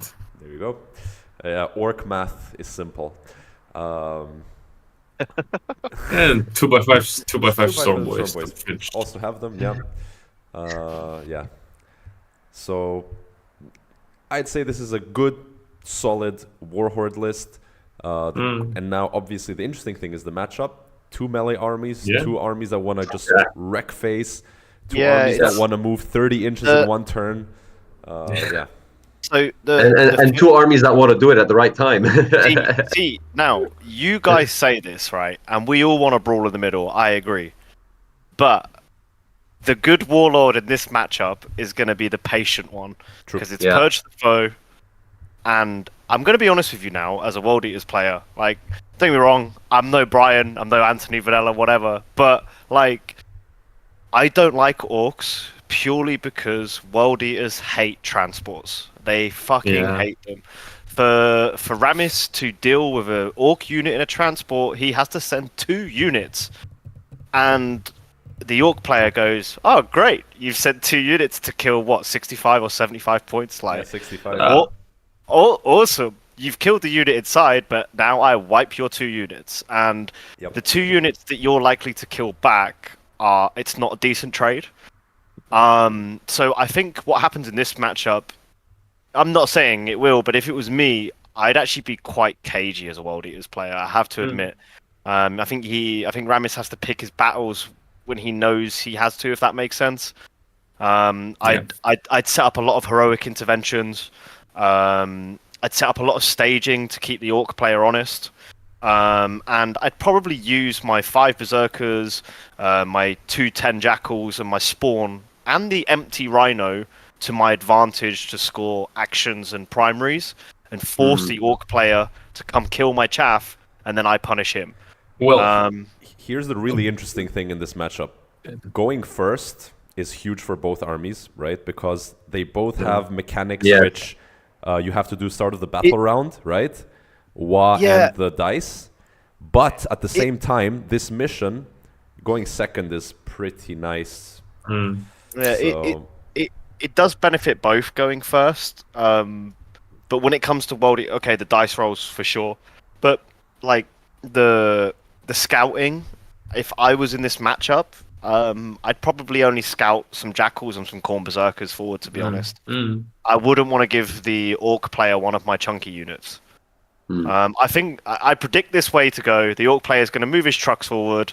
Ramis is going to move his guys forward on all his center of buildings and send some chaff out, and it's gonna be who pulls the trigger first, basically. Then it's gonna be off the rails. It's going to be an interesting game for sure. I think the interesting part is that I think the orc player can do that better than World Eaters. What you talk about, Tom? The weight, because he has 10 Gretchen. Let's say 10 sit back. He has 10 Gretchen that can go into trucks, right, Vlad? Yes, sir. So he can easily start the game with the Gretchen in the truck. Then just throw the Gretchen in, and then he's got and then board the Snick knobs. He's got Snick Raw. Snick Raw, 10 got boys. The Storm Boys. For me, Flash Kits can a unit of Flash Kits, sorry to interrupt you, but a unit of Flash Kits could kill like a couple of 8-bound, if not the whole squad. Me as a World Eaters player, I need to practice this matchup more because obviously we've got a few Orc players now, and I've only ever played into Bully Boys when they were good, and I can tell you right now, I just used to bounce off them. So yeah, it's an interesting matchup. We all picked it because we just want to see a big brawl, but because it's Purge the Foe, I think we're going to see something a bit different. Personally, anyway. Agreed. I can't see it all happening till about turn 3. Personally, but we'll see. To be fair, the World Eaters player has an advantage of that he has a 435 point model that can come back. Yep. No. So I was actually. So you can be a little bit risky with Angron. Like turn 1, if Gazgul is misplaced, turn 1, auto advance him 6, precision. Gazgul, try to kill Gazgul turn 1, that changes the game, for example. So the Orc player has to be careful about Angron going Hero Hammer. But I was actually chatting to Ramis when we saw the pairings go up, and I said there's 2 arguments for Angron here. You can keep him behind your center building and push out when you need to, or you send him straight in as a distraction Carnifex, but you make sure you kill more than just the truck. I mean, so it's important. Gazgul doesn't enter a truck. Gazgul is open. So if Gazgul is misplayed, then Angron can just like beeline kill Gazgul, and then it's not easy to kill Gazgul. To kill Angron. No. Sorry. So not easy to kill Angron with orcs, because where's the damage coming from? And if the World Eaters player has CP, he can pop the -1 damage. So, because everything, if Gazgul dies, everything is damaged too. So and the Orc player would have to use the Wa to kill Angron. Otherwise, probably cannot one-turn Angron. Don't sleep on the beast bosses. But I mean, okay, fair. They have some devils there. Again, though, it's -1 damage if Angron plays that. It's -1 damage and a 6 up Feel No Pain. I'd like to point out though, if Angron goes there, you have to get a couple of units out to deal with him on the clapback. Yeah. That's great for the World Eaters because now your boys are out of the trucks, and then I just go forward and go goodbye. Advance and charge with advance and charge, some 8-bound. They kill knobs. Me personally, looking at this like from a standpoint, I would say if both players are evenly matched, all right, Purge the Foe changes it a little bit. I'd say it slightly favors the Orcs, if I'm honest, and that's coming from me. Well, yeah. Well, as you said, I guess Purge the Foe will play a huge role. The table will Yeah. play a huge role, and we'll see how this will obviously play itself out. But yeah, definitely, there's an advantage in terms of the bodies and the abilities they have. Maybe we can just finish up with Marius as well as what you wanted to select as your favored matchup. Then we can just go through a few interesting lists. Yeah, I believe yeah, we have a couple of interesting lists. I will actually choose Tom's matchup. I think that's a very interesting one. We can go and look at that table No, one. Table I'd one, just right? like to say, like, I saw Table that one. I drew Yeah. Floros, and I was like, here we go, baby. And me and Floros, I think right now in our GTs we're 1-1. So like this is gonna be fun. This is a revenge match, huh? So for people who don't know, Yorgos came tied for third in War Master with Blood Angels in last WTC. Before their codex.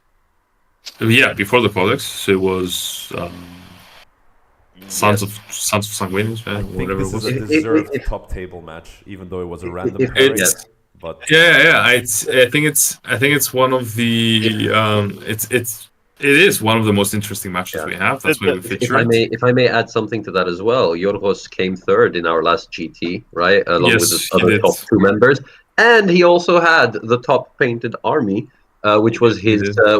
which was his Astra Militarum painted in Militarum, the scheme yeah. of the Talern Desert Riders, which is just a gorgeous painting scheme. Wait till you see the Blood Angels, man. They're wait, Toffee's seen them. I don't think Vlad has. They're beautiful. Yeah, they They're are so amazingly well done. Yeah. Yeah. And we have Tom's Death Guard. Yeah. A very interesting list, as we will see now. Okay. So let's go on to the list. I can't express how proud I am that the Death Guard are there. Yeah, so for those of you that don't know, so I'm using Toffee's Death Guard army. It's my pride and joy seeing them on the battlefield again and So, getting my ass handed to me by them. By the way, yeah. Sorry, Marius, go on. No worries. So we can start with Tom's list, which has a very cool name. 4 inches is all you need, so I was told. True story.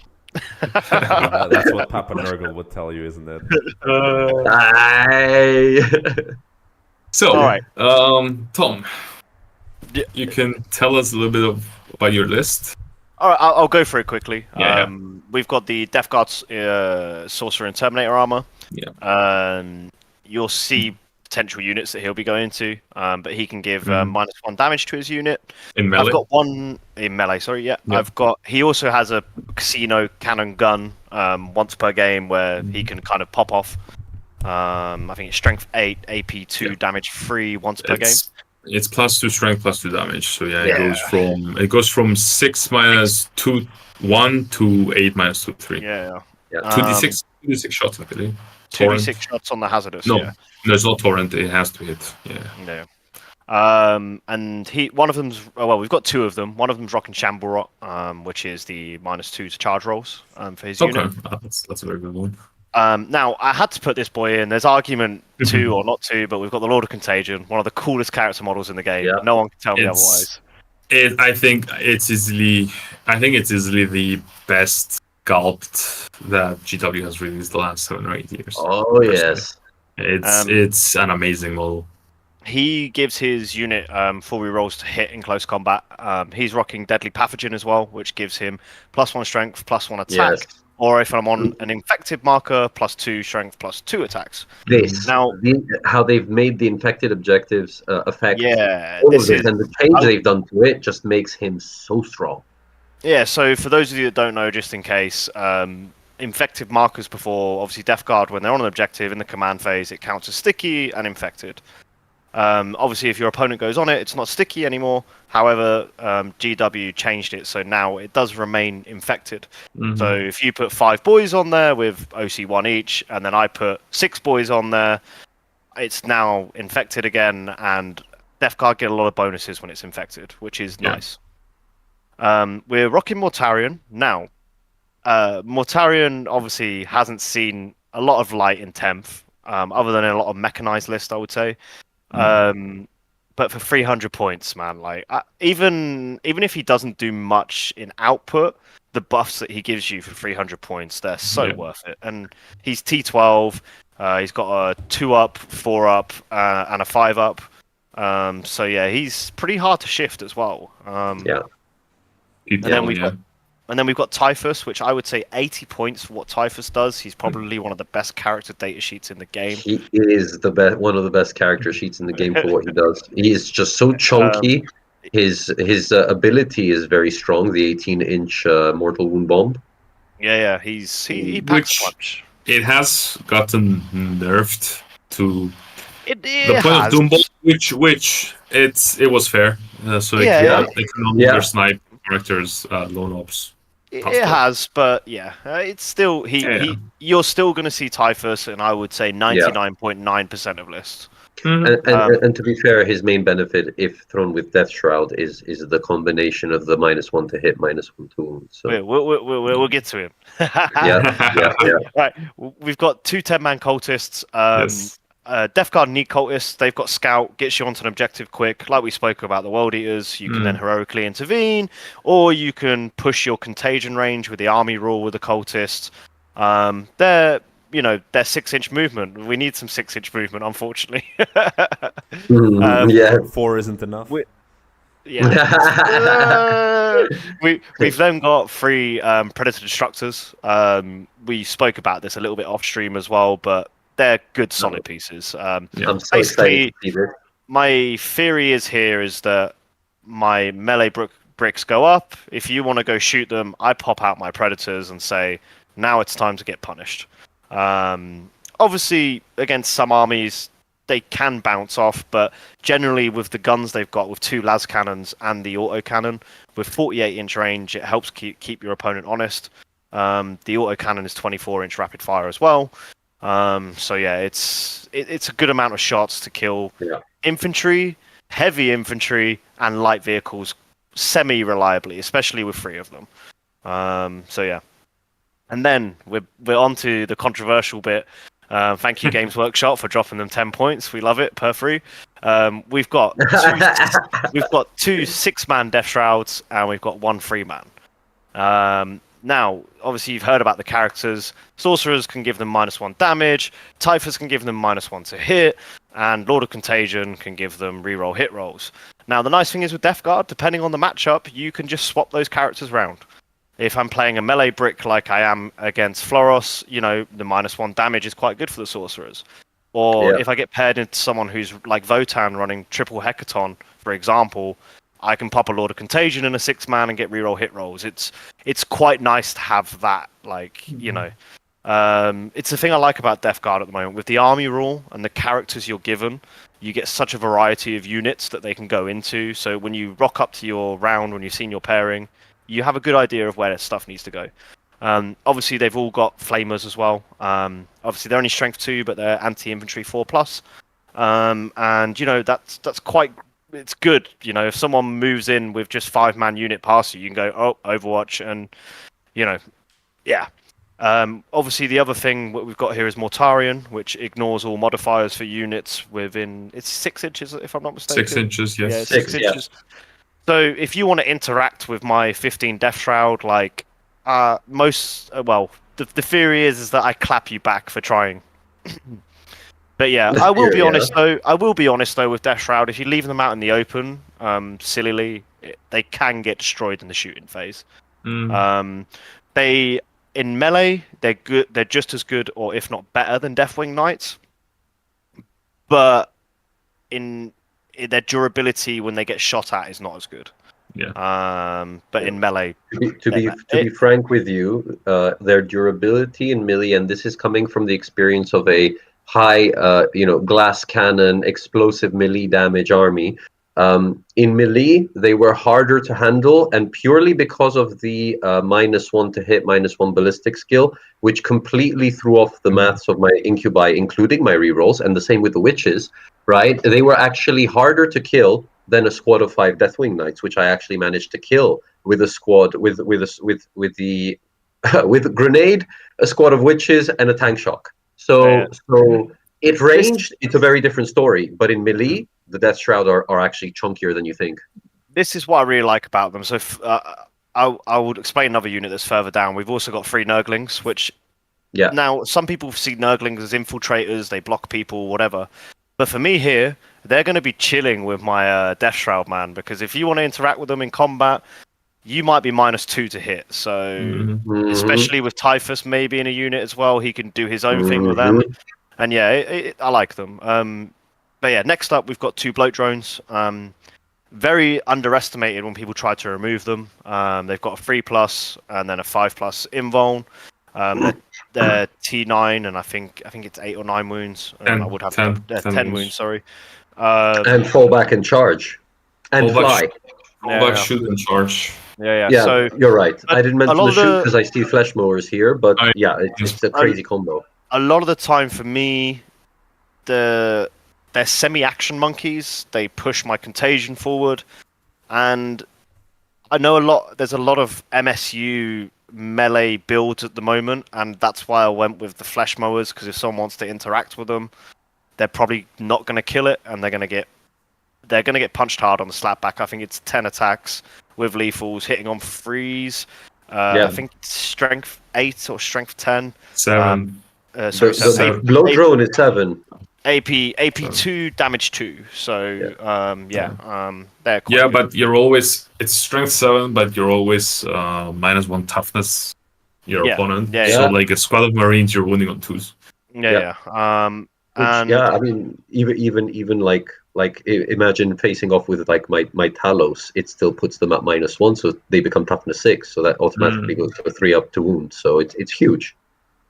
And I know I said this before, but this is actually the most controversial unit in the army. I've taken 20 Poxwalkers. Now, some people, I'll give a spoiler here. It might hinder me in my games, but I'm there to have a good time, so that's fine. People are going to see that and go, what a madman. He's going to put Typhus in that unit. I probably will not put Typhus in that unit once. That's very interesting.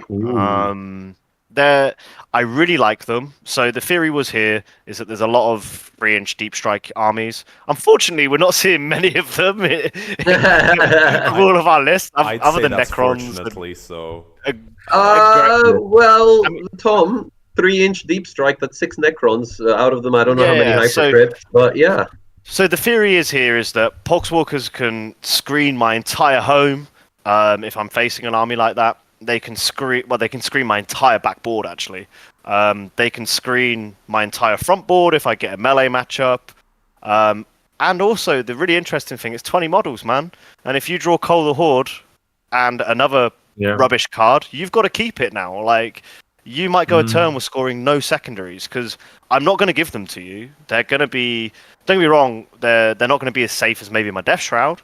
But if you draw Cole the Horde, you're kind of stuck there. You know, you might draw 2 rubbish cards in a turn, and then I get 2 okay cards, and that round I beat you on secondary. So I think they're a really cool tech piece. There is 1 or 2 matchups where you might see Typhus in them, but I don't think you're going to see them here. But yeah, I really like them. That's interesting, actually. Yeah, I'm curious to see how that's going to play out. I really like them with Typhus. I do like them with Typhus. But in this matchup, you're not seeing them with Typhus. I don't think so. I'll let you discuss this one, though, Marios. Ooh, okay, so I'm not that well versed into Blood Angels, but Vlad can maybe help me. Where's Alejandro when we need him? Yeah, where's Alejandro? Speed of the Primarchus fights first. Yeah. It's fight first, yeah. So we have a Captain of Jump Pack, Speed of the Primarch, which is fight first. I have Mephiston, who has all sorts of things. Refuses to die, basically. Refuses to die. He has like a lot of good damage, right? Lone up, right? Or Lone up. He's a versatile boy. He has like fire. Let's open He's this. completely new. No shame. No shame. Chief Yep, there you Librarian. go. Chief Librarian. There he is. So he moves Heal no 7. pain 4+. Yeah, he can advance and charge. He has find first and loan up. Yep. That's Remain stationary. 4-up, feel no pain. he has. Keep them in combat. He can. Oh, actually, stop movement. Basically, it doesn't have to be in engagement range. Their model has to be within 6 inches. Selected. Yeah, select fallback. That's fallback. Yeah. Yeah, but you don't have to be in engagement range with him. You have to be in engagement range with the unit generally. Within 6 inches of this model. Yep. So it's still quite impressive. Yeah. So he has this crazy shooting attack where he gets like sustained hits 3. Jeez. AP2, strength 5. 3 6s there. Yeah, that's insane. Even 2 6s is like. I've seen 2 6s on a Mephiston roll, which was just crazy. Like 9 attacks. And in melee, he has like strength 9, AP3. That AP3 is really nice. So Mephisto is just like a really cool character.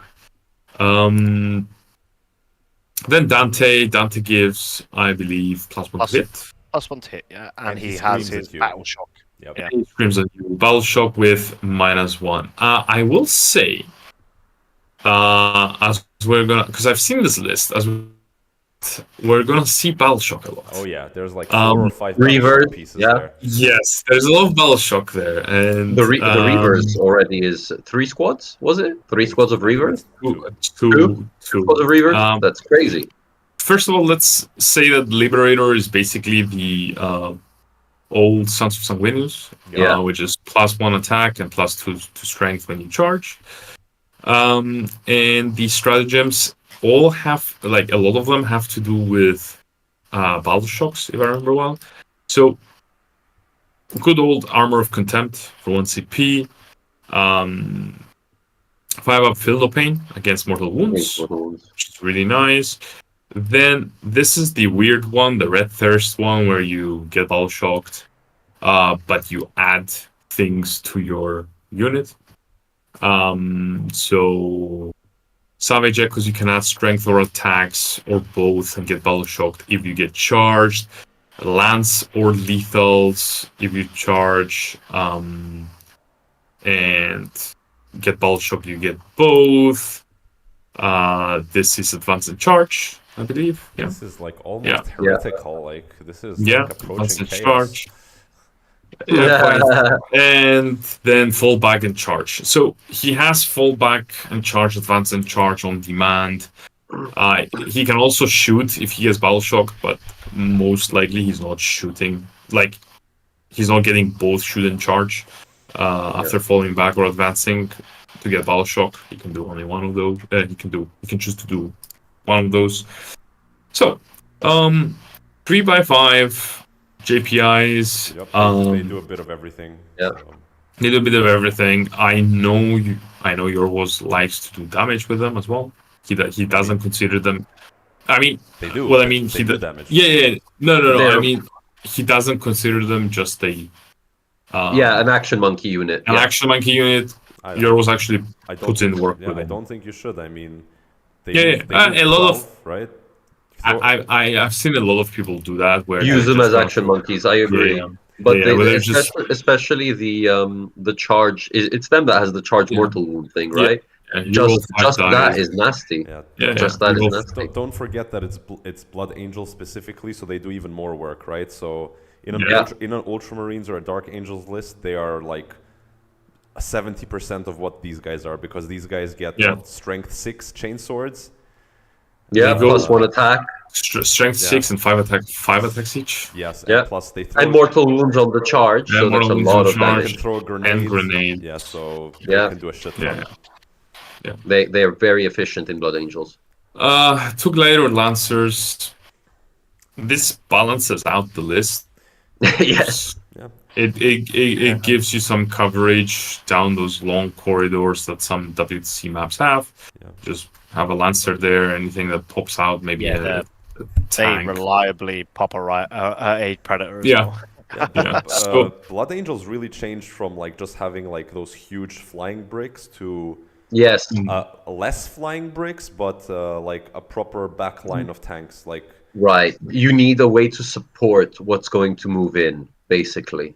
I like this addition because it helps him deal with transport armies, and it also helps him deal with some mechanized armies Yes. more efficiently. It balances out his list. It's really nice. Mhm. In Inferno Squad, here's where things get interesting. So I was a little surprised by this, to be honest. This unit triggers a battle shock on your unit if you get shot. okay, Yeah. So Okay. it's where he can start denying a heroic intervention, start denying a fight on death. And because, as we'll see, he has some layers of battle shock. One of those is going to fail. yeah, One of those is if you have to take 3 battle shock tests, 2 of them with -1, like you're gonna fail one of them, and now you cannot fight on death, you cannot interrupt, you cannot trigger any armor of contempt in melee or anything like that. So Yeah. this is, I believe, what this unit does. Maybe he uses it to do some actions. Well, I'll be very interested to see how he uses this unit. Mhm. Oh, I'll let you know. I'll be coming over to watch. Infiltrators. standard. Infiltrators. We all know what they do. They're just too good. They're just too good for what they do. Yep. Stop dip strike within 12. Screws over all the 3-inch armies. Good. We don't like Do you know 3-inch. that as a Drukhari player, this squad is my bane? It's one of my biggest banes. I can deep strike anything, and then you got this in play, and I put everything on. Yeah. Then Reavers. 2 squads of 5 Reavers. Now, where's Backwater Reavers? 2. Now, I would like I to am point so out. curious by this. Wait. So, Reavers obviously get their scout move. Yeah. Now, Yes.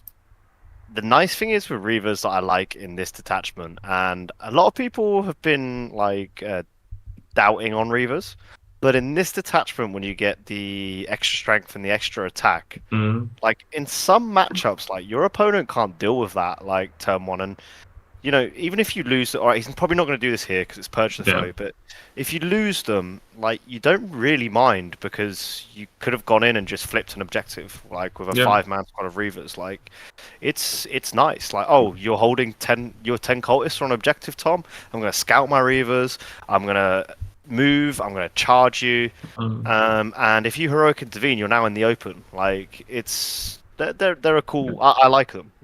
And they all have the combat knife, which precision.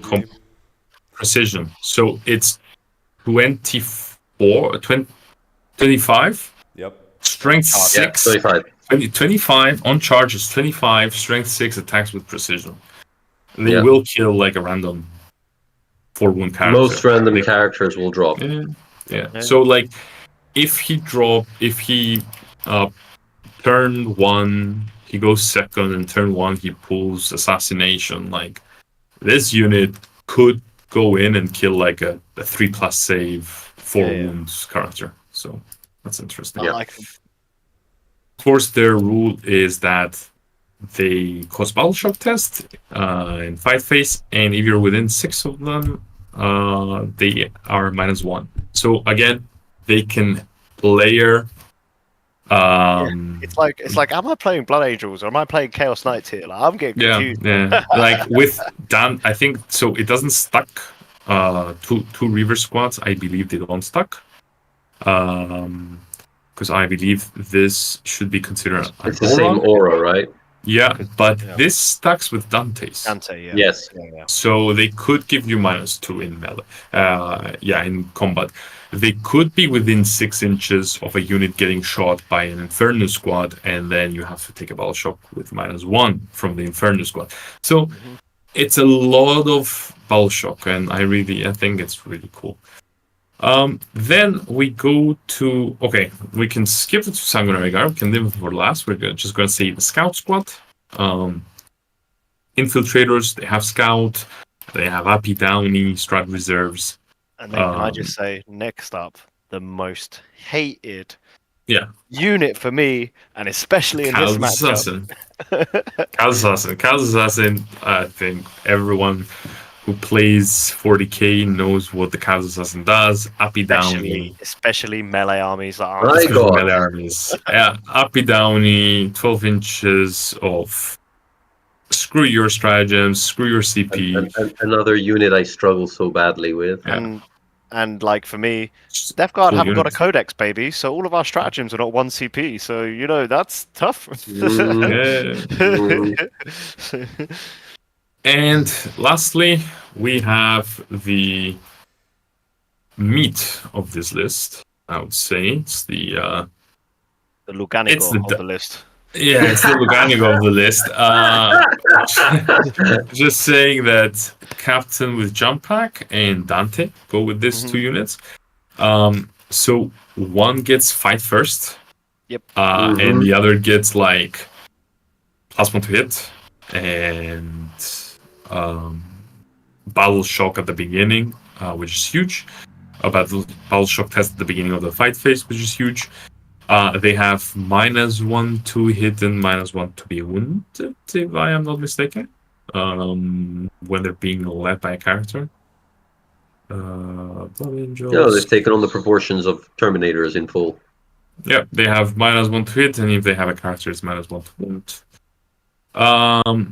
And they are being played with the blade, which personally I believe is the superior weapon. Yeah.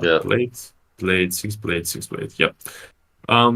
Because it's not only so if you go from the blade to the lance, you lose 1 attack and 1 AP for lance, and you can pop lance for 1 CP. So if you really need lance, you can just spend 1 CP and get lance. While the extra AP and 1 extra attack, there's no way for you to get. So I think there's no contest here. Blade is it's the superior weapon. So these guys enter combat when they charge with. This is a crazy profile, especially if they're being led by Dante. Is 30 attacks right? Of 2+ to hit at 8 -3 2, and they can pop lance. So it's an insane profile. They have advance and charge for 1 CP. They have fallback and charge for 1 CP. You're never gonna do the shooting because they don't get anything. I think they get 1 Inferno pistol per 2 units per 6 models. It's 2, right? It's warrior options. They get 2. They get 2. Yeah. So yeah, it's one every 3. So you don't care about this. So you're not gonna be battle shocking yourself, obviously, to get shoot and charge. You're not going to be doing that. So yeah, it's 1 CP for advanced charge, 1 CP for fallback and charge, 1 CP for lance. And this is where it all goes into these flying Terminators at 2+, 4++, 3 wounds each. Oh yes. And a 5+ Film of Pain against mortal wounds that they can pop. So it's a lot of especially in melee, they have -1 to hit, -1 to wound, 2+, 4++, 3 wounds each, and a 5+ Film no Pain against mortal wounds if they wish. And they can cause you to be battle shocked because the Reavers, the Infernos, the Dante. So you are likely not going to be using your own strats against them. So overall, a very tough unit and a very damaging unit, in my opinion. Yeah, and then it's flying Terminators, like you said. Flying Terminators. They're flying Terminators. And they have... What does the banner give? +1... +1 OC? Yes, I believe so. Yeah, so they have OC2 each, sorry. OC2 each. With a character, it's 14 OC. So they flipping objectives easily. They Yeah, kill everything. It's it. sure. Such a Very good chunky, yeah, very chunky, very damagey. And let's be honest, it took Sanguinary Guard a long time to finally get this profile, but it's about time that they have this profile. 3 Yeah. wounds, 2 up save for Or for up Bengal. and everything. Yeah, and now So- they are scary. Like, you do not want to make a mistake in how you approach them. Yeah. So in the matchup, I think it's quite interesting. The extra AP the blade gives compared to the spear is not going to be used here, obviously, because Death Guard don't have armor of contempt or anything like that.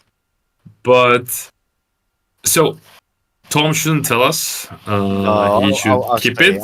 I'll But- say something. But I will say one of the most important decisions in this matchup, which I think there's no clear winner, is the Death Guard detachment ability, which is Agreed. -1 save, Or which is really good in yeah, tournaments, or -1 to ballistic skill and weapon skill. that's true. Um, Which is also really good in this case. yes, because it can stack with Typhus and the Nurglings to be -2 to be Oh, hit. Olaf as Exactly. well. It Thus, makes if played well, it negates Dante's ability and so on and so it's forth. not just that. It's a non-Dante Sanguinary Guard unit hits on 5s. Yep, So it's awful. no. I was gonna say it's it also makes it depends what Tom wants to do. So Absolutely. it also makes it even more confusing because of Purge as well. Do you Yes. want to Oh, be yes. do you want to be offensive, or do you want to sit there on your 2 objectives and say send out a unit? So yeah, but I'm just gonna say I'm not gonna comment on my thoughts, but I'm just gonna say I can't wait to play Floros. He's a really really nice guy. To be honest, any of the Greek guys that I've ever played against or even interacted with in the community, we always have such a good laugh. I'm glad to have them over. And yeah, I'm looking They're forward awesome to playing guys, Floros. yeah. Really looking forward to it. I know with Floros we're going to have a game where it's all played by intent.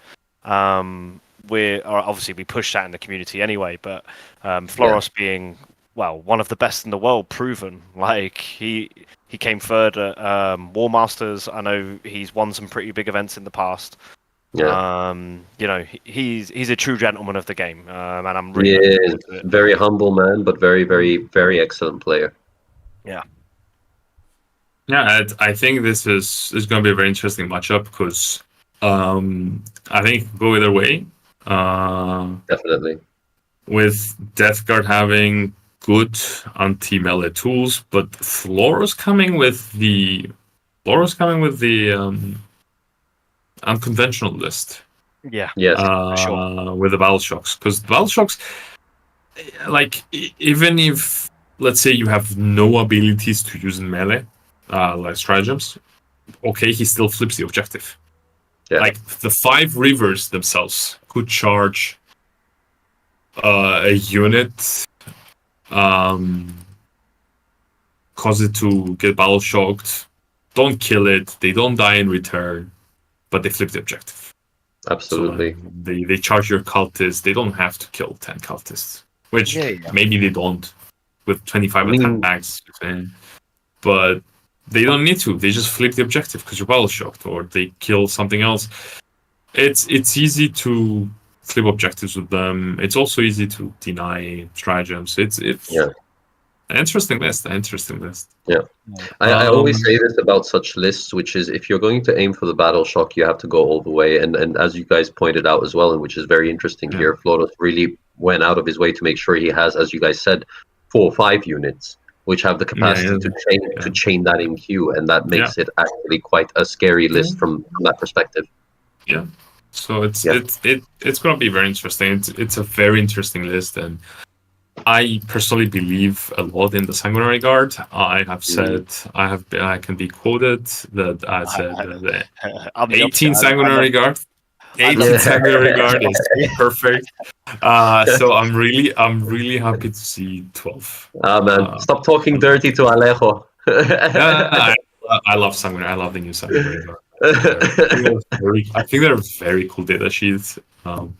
they might not be the best thing to spam 18 off, but if I was a Blood Angels player, that's what I would have done. I think they're right. too cool to pass the opportunity. I think for the price they are at like 45 points per model. I know we've hit the 2 hour mark. We've probably been rambling a bit too much. But I will Okay. leave it for you, Marios. Yeah. Do you want to pick it? I'm gonna I let you think we pick it. can a couple of interesting lists, and I'll leave it will to you start with. I will start with the most interesting list we have, which came in a little bit unexpected, and it is Leonid's list. Yeah. Leonid playing. He likes going with some unexpected lists sometimes, and I love it. Yeah, Leonid playing the Imperial Agents list, naming it Emperor's Judgment. It's such a fascinating list. So let's, for those, and I am assuming anyone who's watching now is, unless they're Leonid, I don't think they have a great idea of what Imperial Agents do. I've actually, when the Codex came out, I actually played 3 or 4 games with them, with Imperialist fleet. I won't say similar list, but like some elements were the same, and it's quite fascinating what this detachment can do. It has a lot of like tricks. So Imperialist fleet, basically he gets to choose one of 2 abilities in the command phase. One is he oaths a unit, and all of his agents units have +1 to hit against that unit. And the other is a more defensive ability, which is he chooses an objective marker, and any unit on that objective marker gets a 5-up invul and +1 OC. This can be used offensively as well, I guess. He could charge a unit in to something on an objective, flip the objective, and survive the attack back that turn with the 5-up invul.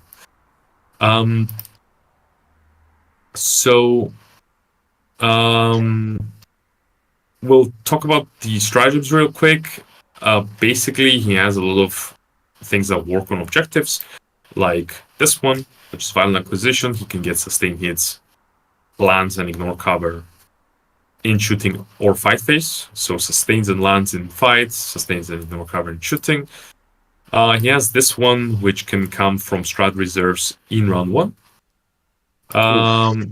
He has plus strength and plus AP within 12 inches of only Voidfarer units. Voidfarer units are Navy breachers. He has advance and fall back and shoot. He has... This is a really cool one. He can stop assassination, basically. He can stop you. He can roll a 2+ for each attack you have precision on, and basically stop your precision on a 2+. That's a very cool ability. And the coolest one is Displacer Field. He gives in your shooting phase, once you select an Agents of the Imperium character unit, and we're gonna see which one's the most likely ones for this ability. He gets a 4-up invul on that unit, and that unit can move 6 inches, not fire and fade, reactive move 6 inches after you've shot with them. So if you're gonna shoot some pot shots into a unit, he could do that, move them somewhere else where they're covered. So some units, like the Deathwatch veterans, are harder to kill. He has 2 assassins. He starts with the Calidus, because I think the Calidus is a must take. Takes the Vindicare. For those who don't know, assassins can be switched out. Yeah, that's the big thing. So he can that's really the big thing. adapt to whatever he wants to, right? Like, I need someone to kill characters. Let me take this guy. I need some mortal wound stuff. Let me take this guy. We all like when the lore perspective and the thematic rules come to one. I like that. Yeah. So the Vindicare, can swap it out for an Eversor, I think. I don't see. And the Calexis, right? To be fair, he's playing against Thousand Suns round 1, so the Calexus is Oh yeah, Quite a very nasty choice to have here. yeah. 2-up feel no pain, So- right? Yeah. 2-up feel no pain, dev wounds precision, extra attacks into Psyker, so it's -2, All sorts of -2 on the battle shock. Oof. yeah. So he has an Inquisitor with Psychic Gifts. He has a Funny Flamer, 2d6, dev wounds, 2d6 attacks, dev wounds, strength 3.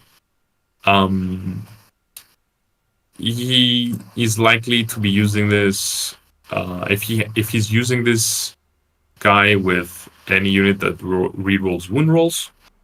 It's which he has, as we're going to see. It becomes interesting. He has Draxus. Draxus gives cannot be shot outside 18.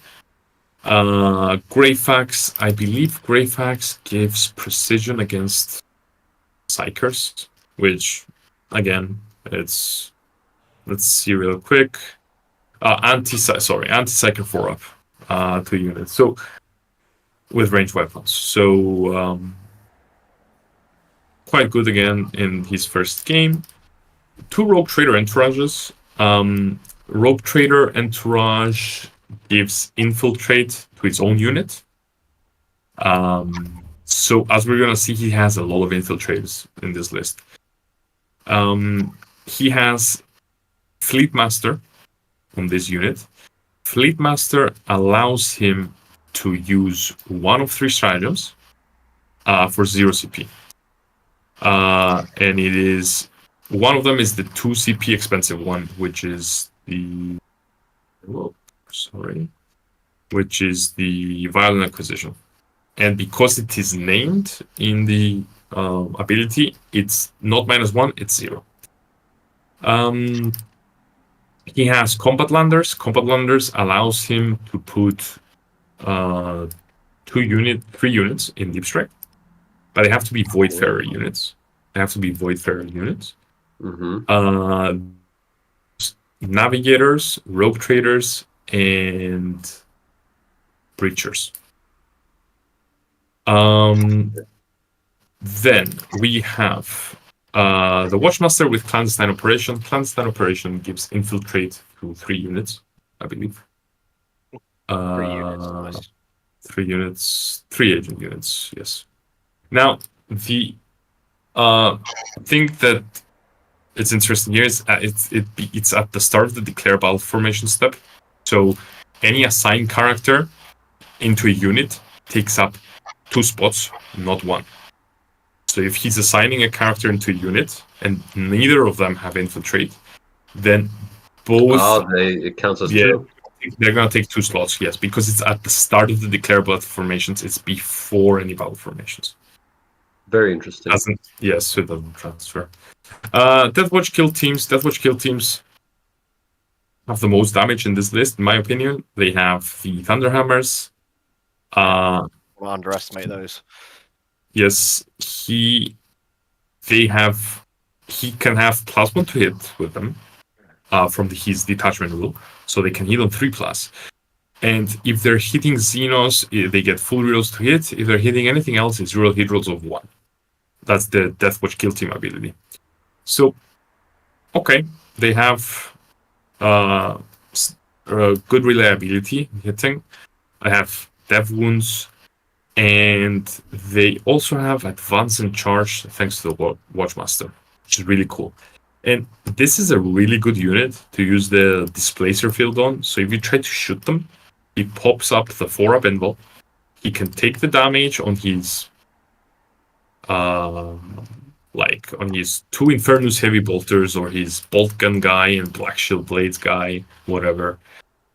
And then those 2 guys die, and then he moves, and now you can no longer shoot him. And then next turn he can advance and charge in your face. So very good unit. And Imperial Navy. I know what people are thinking. They're watching. They're like, "But someone told me Deathwatch were dead." They're very much alive in this list. Imperial Navy Breachers, they have, I believe, reroll wound rolls of 1 and full wound rerolls on objectives. So these guys are they're a good choice for deep strikes and stuff. Adding, yeah, they can deep strike because they have Voidfarers, and they're a good choice to have anything like the Inquisitor with the Funny Flamer, for example, and give him full wound rerolls. So those are the Breachers. Inquisitorial Chimeras. I assume the agents, Inquisitorial agents, go there with some Inquisitors. The Funny Flamer Inquisitor can shoot from the hatch of the Chimera, which, again, it's a lot of tricks in this list. The Corvus Blackstar. Corvus Blackstar is a nice addition because that's some heavy shooting, and it can transport. It can transport one of the two units of Deathwatch veterans. Probably the one not infiltrating, because I assume one of the two will be infiltrating. Indeed. So that's a cool tech over here. Then Grey Knight Terminators. Grey Knight Terminators, they give you some toughness to this list, in my opinion, because they're 3 wounds, T4, T5. They have the 4-up involved. You bring guys back. They have good melee. They have good melee, not great. So it's quite an interesting unit to have. Plus, they have deep strike, and as you've seen, there's a lot of deep strike. There's a lot of infiltrate in this list. It plays around all that. And lastly, 2 Inquisitorial Agent units with multi-Meltas servitors, which gives him some more damage, because to be fair, outside the Deathwatch veteran units, the damage of Imperial Agents is not super great. I hope someone clips this for when Leonid and Marios play. Yeah, and I get play this message to him. And I get tabled. No. Like they lack natural damage. They don't have heavy hitting units, except the Deathwatch veterans. And the multi-meltas on servitors give him some range shooting, which, okay, he has a little bit on the Corvus Blackstar. But it feels like a very precise list. Like things have to be played in the right way for it to synergize well. It's not an easy army to play. It has a lot of tricks. It has not reactive moves. It has a surge move. It has a lot of use stratagem for 0 CP or use stratagem for -1 CP. It has the Calidus going up and down, doing +1 CP for your opponent. It has like 3 Inquisitors with all sorts of tricks. Can all be shot outside 18. I think you're forgetting the biggest thing about this list. Which and is... I think I speak for maybe 36 of the 38 people attending this event. When you see that list in front of you and you have no fucking idea what it does, even when your opponent explained it to you, you have no idea how to react to that. Like, I know what they do because I tried them and I played them. And one of the games I played was against Vlad, and Vlad was playing Grey Knights. Oh my god. And at one point he tried to Mist of Deimos. No, not Mist of Deimos. You tried to use your enhancement, when you're shot. Sigil of Exigence. Sigil of Exigence, and there was nowhere for the Grandmaster to go. Literally, the whole board was covered. Yeah. It was crazy. Like that's it's interesting. They have lots of tricks, and if you don't know what, like, they can pressure you. I was playing a different list with a lot more breachers, but they're surprisingly good at taking up a lot of space, because they have a lot of deep strikes. They have a lot of infiltrates. infiltrates. The one curious thing I will say about this list is the lack of navigators, which Yeah. you get for much cheaper than other Imperial lists. And Leonid has opted to have 0 navigators, which is interesting. Yes. But overall, like, all I can say is I don't know. I don't know if anyone can rate this list. I know we can rate the player, and I will say I will say he's gonna catch a lot of people off guard with this list because All I can say is tricky if your internet history doesn't look like mine on Friday, which is going to be Imperial Agents Battle Report, competitive 40k, like ours are all going to be the same. It's like, what does this list do? I need to see it in person. I need to watch it. I need to listen to it. And I know in America right now, or across the world, they've been hit and miss in singles. But I know a few of the big American teams, Art of War included, they've been using them in their teams now with great success. So, really? They're an interesting faction. I look forward to seeing more of them. So definitely something to keep an eye on.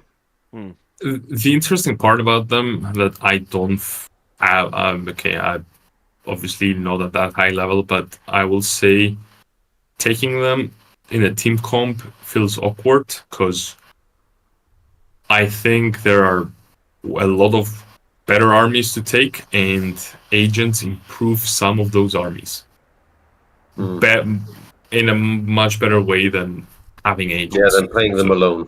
Yes. So, for example, I would rather have Custodes with a Kaldus assassin than having an agent. Yeah. Maybe I'm wrong on this, but I feel like in most cases that feels more true. Unless you have a really good player to pilot them, and again, certain matchups might feel a little bit more tricky than others. So I think they're very technically done. So, do you want to go over another one list? I'll let you choose. Anyone have something they'd like to choose as a list to discuss? There's one that I really, really like. I will let Vlad mostly go over it. I apologize, Vlad. I'm not throwing you under the bus.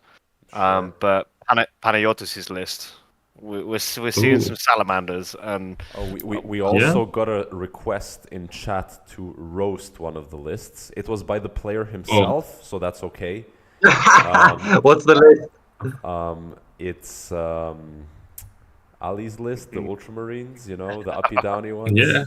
Ali coming in. Yeah, stepped away from his Dark Angels, Ali. Okay, we can give a roast to this list. We can go like real fast through it, like a speed run through it. It's pretty simple, right? So it's very simple how to roast this list. You see Ultramarines and you don't see Gilliman, and you're like, this list is trash. And can we change the name to John Lennon tried this, so I thought I'd give it a go. Ooh, okay, that's a roast. That's a roast. Again, coming from a guy who's been playing World Eaters by copy pasting what Anthony was But I mean, look, this is essentially this list is Vlad's fat material at night, That's okay. I will be proudly donating those Inceptors to this list. So. There we go. Okay. Yeah. No, this list can hit you from all sides and angles. I mean, you have 2 CP every turn from Kalgar. Sicarius gives you a reactive move. The freaking lieutenant with combi weapon has a reactive move. You can put the eradicators to infiltrate, right, with Kalgar. So you have like this, what is it, like 500 point almost brick murder unit anywhere on the table before the game. Your Centurion Devastator squad with like essentially they have like last cannons, right? Last cannons and missile launchers. Yeah. They can go uppy downy for 1 CP every single turn because of Ventress. Ventress changed, no? Or is no, Ventress still gives Deep Strike, but he also has the same thing like the Calidus now, where he gives a 12-inch bubble. Ah, it's So, also. yeah, Oh Ventress got a buff. wow. Ventress got a buff. Oh wow. Okay. Yeah, and Okay. then double Okay. company. Now I I understand. ain't got a squad. Double company heroes with the two captains essentially, right? With Ventress and with Yeah. Sicarius. Yeah. And they are chunky. They're minus Right, 1 to yes. wound. They do damage in melee. They have a nice heavy bolter. What is there, like 12 inceptors, right? Yeah. Yeah. Yeah. Six Two of squads them. of 3, 1 squad Yeah, of 6. six plasmas to kill anything. The 2 Wow, times 3 okay. inceptors to delete. I mean, this list hits Okay. hard, and this list Yeah. can deal with anything. But of course, it requires proper play and piloting. I don't think this is a list you'd give to a newcomer and just be like, yeah, you're gonna win with this list, right? But Okay. yeah, this list could And- shake up some matches for sure. And he's playing against Sergey, who's coming from Israel. He's playing Leagues of Wotan. This is going to be an interesting game because Leagues Yes. of Wotan. That would have been my choice of game to discuss with good. Leagues of Wotan list. I would like to check that one out. It's a very interesting matchup, that one. But we have a few more other interesting lists as well, so let's go check one out of these. Okay, that's Salamanders. look at yes. Salamanders, and it's Firestorm, so Yeah, it yeah, is it's proper pure Salamanders. Salamanders. And Okay, I love This this. is why I had to give this a shout out. It's, I love yeah. this. I looked at this list, so Love this this. list is double Land Raider and Repulsor. So Oh, wow. everything is coming in transports and everything is coming to smack you. Oh my god. Okay, that's a very interesting one. He's got. Okay. We have Adrax Agaton Yep. Who? and Vulcan Histon. So Adrax Agaton actually makes. I don't know if Adrax can go with all three. He can definitely go with the Vanguard vets, not Vanguard vets. Blade Guard vets. Sorry. Yeah, he can go with the Blade Guard Yeah, so it's going to be with the Blade Guard. and yeah. It's the Blade Guard, there's nothing Yeah. else there that Yeah. I can go with. So you And see, he's got the Inferno cool squad. the cool Hey. thing about him is, first of all, he slaps. I mean, he has like a strength 10 AP2 3 damage hammer, I think. yeah. Jesus! Yes, and the super nice thing is he doesn't care about Full any, wound rerolls. well, not that. He doesn't care about your what do you call them? My brain just fucking froze. Modifiers. Modifiers, thank you. So he just goes nom nom nom through everything. Well, no, he can just reroll wound rolls. It might be the other guy. It might should be the head stun. could be the enhancement. I remember. Or the Adrax- But there's no He enhancement doesn't on have this any. list, right? No. Okay. I remember Adrax. It might be Vulcan. No, it's not. Vulcan gives the aura thing. No. I have making a mistake then, but there is No, something in Salamanders which can give you the Probably. Ignore modifiers. modifiers. Yeah. Doesn't matter. And yeah, Vulcan Histon gives. He has this stupid rule, which on an objective he is OC10. quite silly. OC10 and Philippine 4 up and leadership 5 up. Yeah. So he's like same rule that the Nord Emissary or whatever. the Norn That's Emissary so has essentially. funny. He's actually better than the Norn Emissary because he is a Aura I Philippine. could just And see he Sock gives reroll screaming at his. wounds And he Oh my gets God. to flamers. he selects and Melta. Flamers and Meltas. So basically, those aggressors, those eradicators, and both the land raiders Yeah. are getting full rerolls to wounds. Yeah. So essentially, what he does is very simple. He goes, I oath this, and then, okay, I'm going to now shoot at that thing with Yeah. this Forge Father ability, and now good luck. I'm re-rolling all hit rolls, all rolls of Melta, or if it's a chat unit, all Flamers, and, well, bye. They basically choose to delete the unit. Yeah, he's a piece that makes the army stronger, and obviously for that reason he also has to be protected. So he'll probably be in a ruin or something if possible. Does he? He'll he be lives with in the Furnace. Infernus. Yeah. He'll With have the Infernus, 10 yeah, wounds, he 10 wounds goes extra with from the Infernus. Infernus. Yeah. Yeah, just to He keep goes him in running and alive. Yep. And I will assume that the aggressors Yeah. And the Blade Guard with Adrax go into the Repulsor, into the Redeemer. Yeah. Oh, he has the Repulsor as Yeah, well. all Yeah, three, 2 Redeemers, 1 all three, Repulsor, and a all three Vindicator. Oh units my are going. god! There's going to be basically Yeah. 3 tanks at the beginning of the game, and that's it. What does the Redeemer give? The Redeemer, you It's an can ability? like it has the you can charge after moving. Ah, yeah, all runners do, and then the And Repulsor the has fire support. Yeah. No, the Redeemer Flamestorm cannons Yeah, yeah. Oh, are not please. flamers, right? Yes, they are. they are. They are. They Yes, are. they They are. are. Well, fantastic. So that's just going to Yeah, tie they into it are. even more. Six minus two d6 shock. Yeah. We can- Re-rolling all wound rolls if The- you've the- got I what's I his don't name. want to talk about.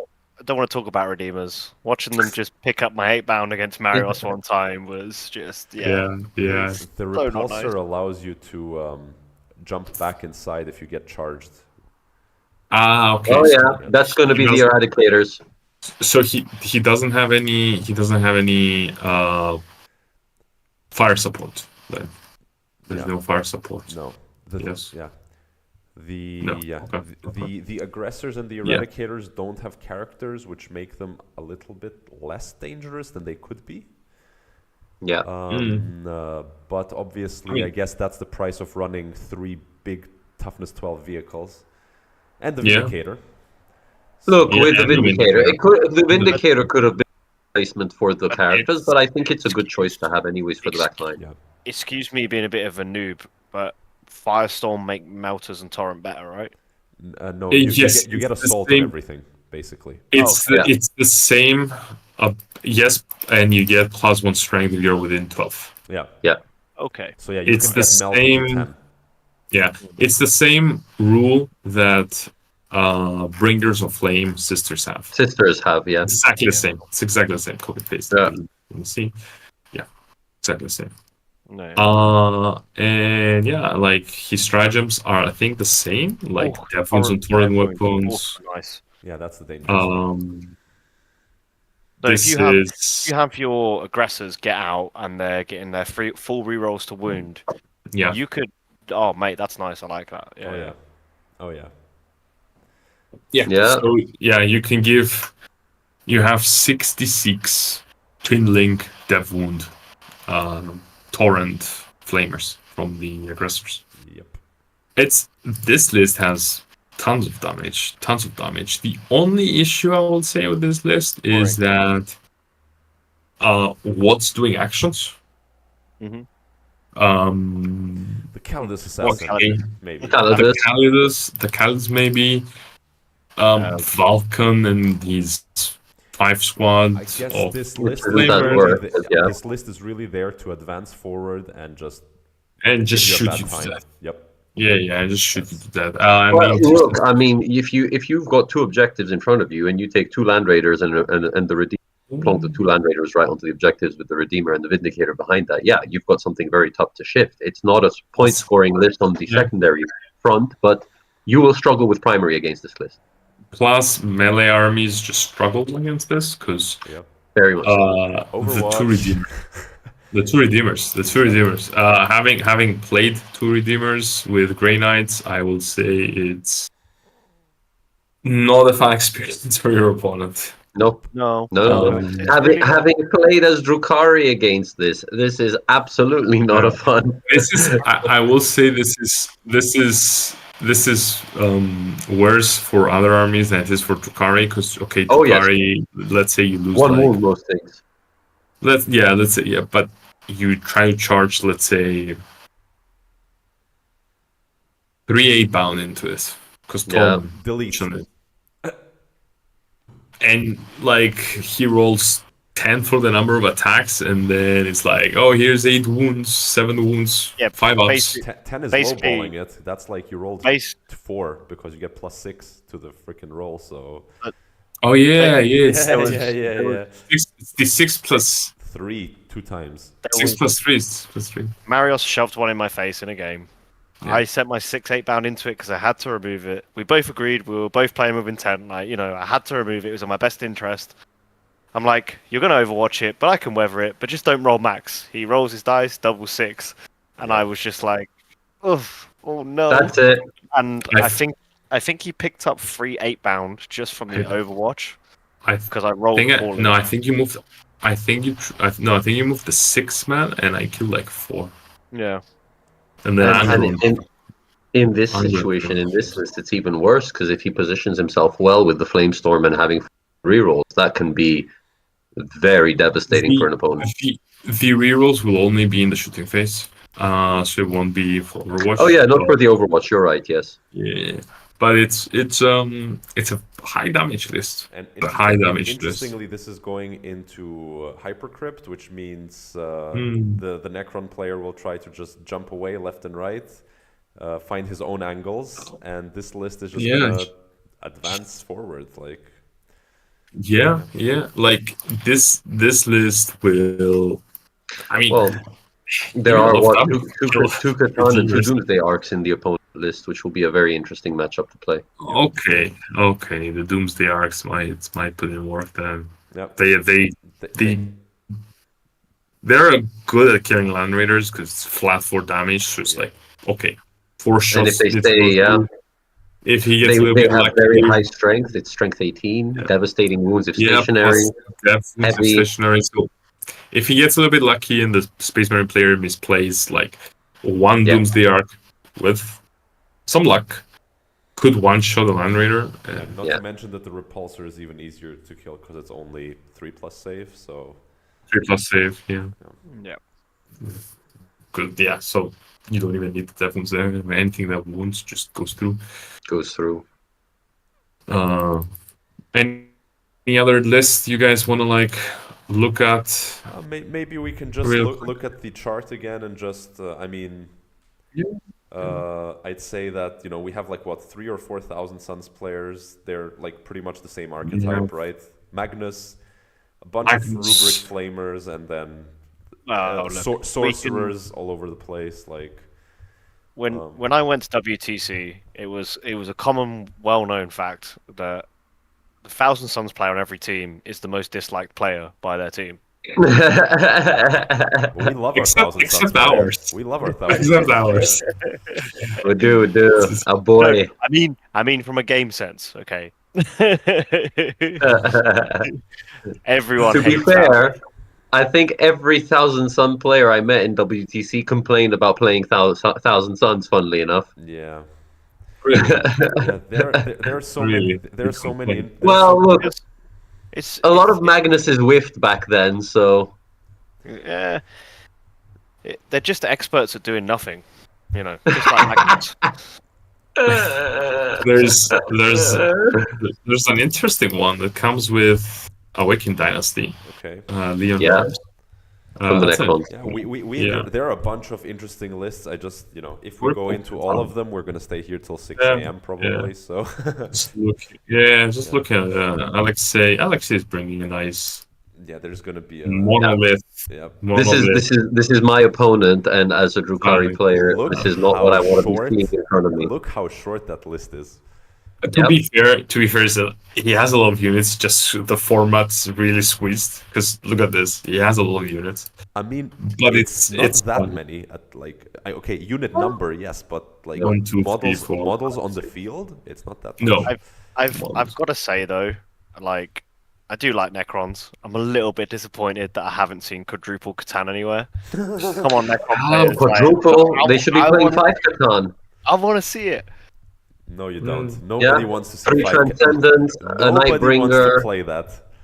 Look, when you're running Mortarion, 4 or 5 Catan is free real estate, baby. Fair. But yeah, We have the Chaos Knights are playing the exact same list, which is Exactly the 13. same. Yep. 13 Chaos Knights. And weirdly enough, I want to just throw that in there now you mentioned them. Chaos Knights have been doing pretty well in recent weeks. Some people running this list, some people running double Big Knight, and some people running a lot of allies, and they've been doing well. Like I know a lot of people saw them not doing well previously, and they're probably gonna think, it's just Chaos Knights, they're easy to pick up. But if you're playing someone who has a reasonable idea of what they're doing, I wouldn't underestimate them. I think in the current meta, they're very good. No, yeah.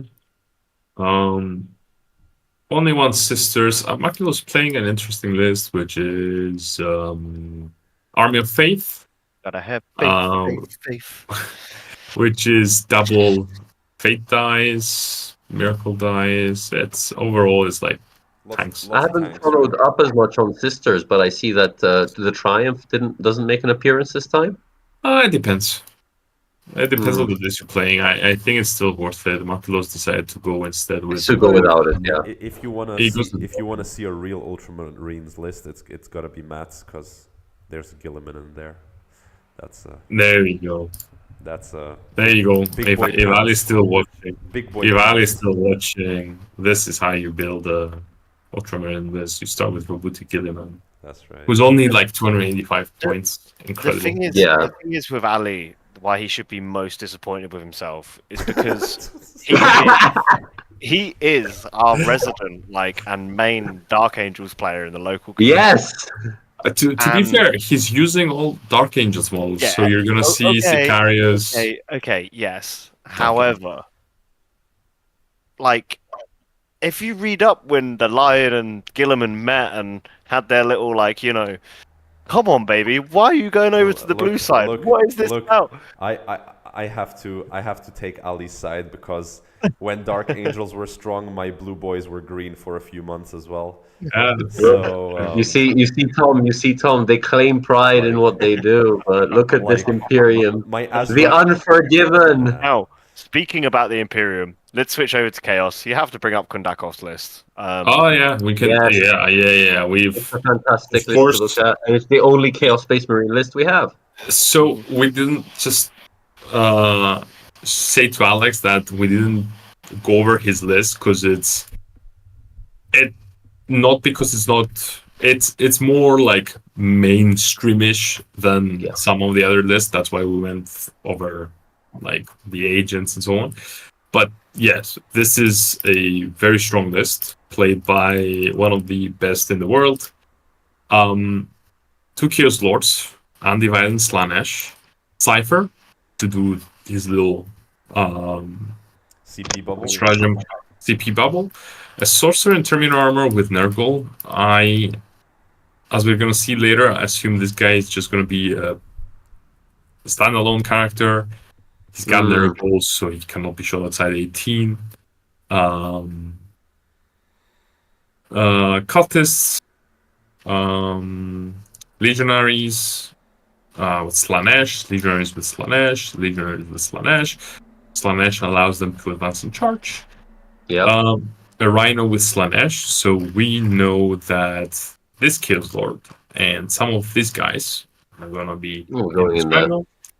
And for those who know, Legionaries are some of the best trading pieces in the game. Yes, Mhm. they are 90 points for something that will almost certainly kill another thing at around like 150 points on an objective, because they get the full wound rerolls. With the Chaos Lord, they become scary. Oh yes. I believe. Well, they're already scary, but with the Chaos Lord, even more Yeah, so. they will be. They will be with the Nurgle Lord, because there's with the Slanesh Chaos Lord, because there's no other Slaneshi chosen unit. Yeah. So yes, this 5-man is probably going to be with the Lord plus another 5-man, and the way it's going to be played, in my opinion, because I've seen it before, he has 3 of them. What he can do is set up 1 unit outside the Rhino, 2 units inside the Rhino, 1 has the Lord. He missiles the 1 unit without the Lord, and then he puts in the Rhino, the other unit. Yeah. So he stages for next turn. Yeah. Bikers have decent damage because they have like 2 multi-guns and a power fist and so on. Plus they move fast. Some shooting. I know Alex loves to. I know Alex loves. Oh my lord. Yeah. With Nurgle. Nurgle and Destruction with Nurgle. Yes. It's worth pointing out that he's gone Pack-Bound Zealots as well. So yeah. Yes. Yeah. He really, from experience, I know he really likes this detachment. He believes in this detachment, and he loves playing very balanced with his detachment, so having both shooting and melee. And offense, yeah. as I expected, you can see it here. Yeah. So, chosen with undivided, they're gonna be with the Lord. They get full rerolls to wound, right? Mhm. With the undivided strat. Plus they get reroll hit rolls of 1 when they pact. From being Chaos Undivided. And they have advance in charge by default. And now here's the interesting part. Yes. Five warp talons. The warp talons are really Slanesh. nice. Are a really nice pick. Yeah, Slanesh, because they can advance in charge. They move 12. You can pop advance in charge on them. If they kill something, they can Back in the air, baby. they go back in the air, which makes them really good at killing. They're better at killing weak units and chaff, and then basically you trade for 0 points. Because they go in. You have to be careful not to get heroically intervened, because if you get heroically intervened by something stronger, you're not killing it, they're dying.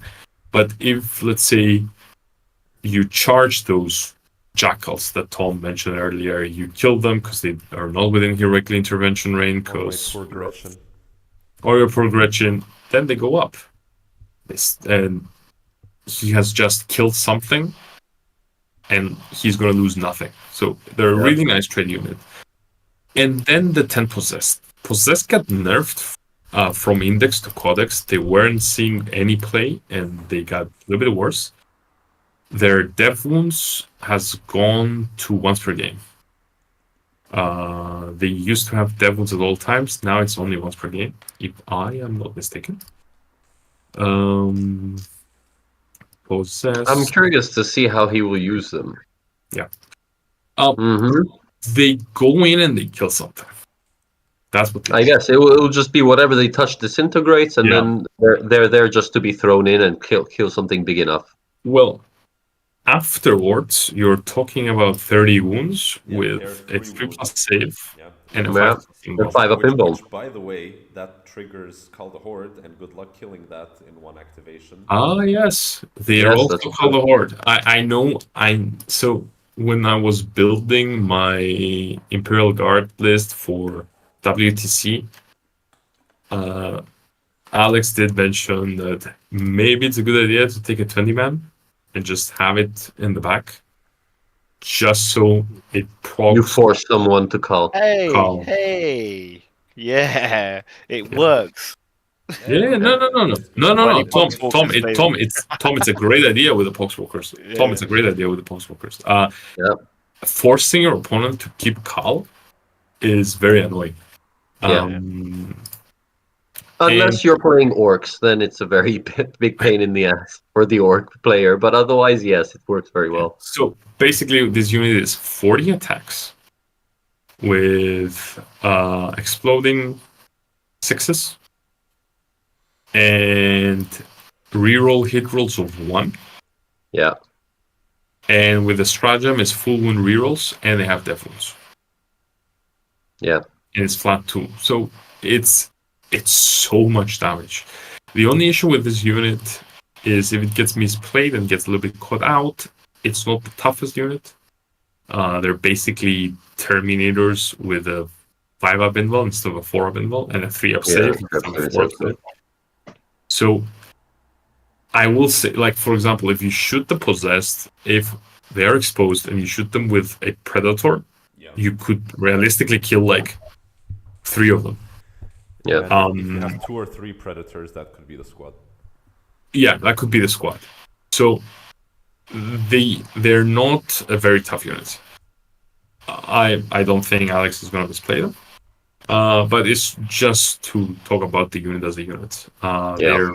They're a difficult. They're quite difficult unit to play because I remember we were trying it with Leo in 9th edition. Our friend Leo was playing 30 of them. Yeah. And the issue. Good old days.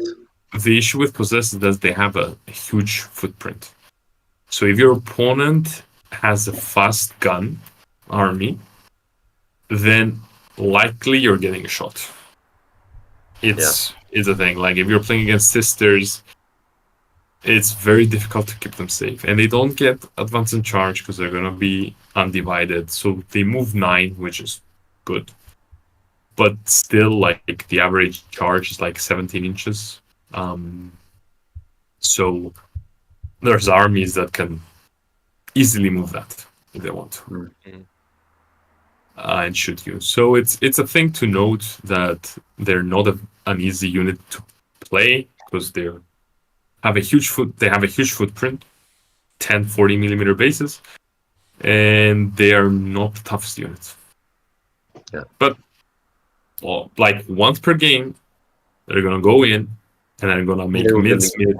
They're gonna make mincemeat out of anything with death wounds. The only thing that can survive this, is like Deathwing Knights, because damage goes to 1. Death wounds, you can 4 up against death wounds, and with an armor of contempt, AP1 goes to AP0, so suddenly Possess just bounce off Deathwing Knights. Yeah, the biggest complaint I see from a lot of CSM players is the fact that they should be at least AP2. AP1's really bad. If they got AP2, I think you would see a lot. Well, with the amount of armor of contempt that goes around these days, yes, AP1 is bad. But generally speaking, like I mean, against anything that is not a Marine army that can do that, it will delete something from the board for sure. Yeah. But yes, definitely they could use AP2. I don't disagree. There's like some things like hurt this unit, which is any -1 to hit hurts this unit. Yeah.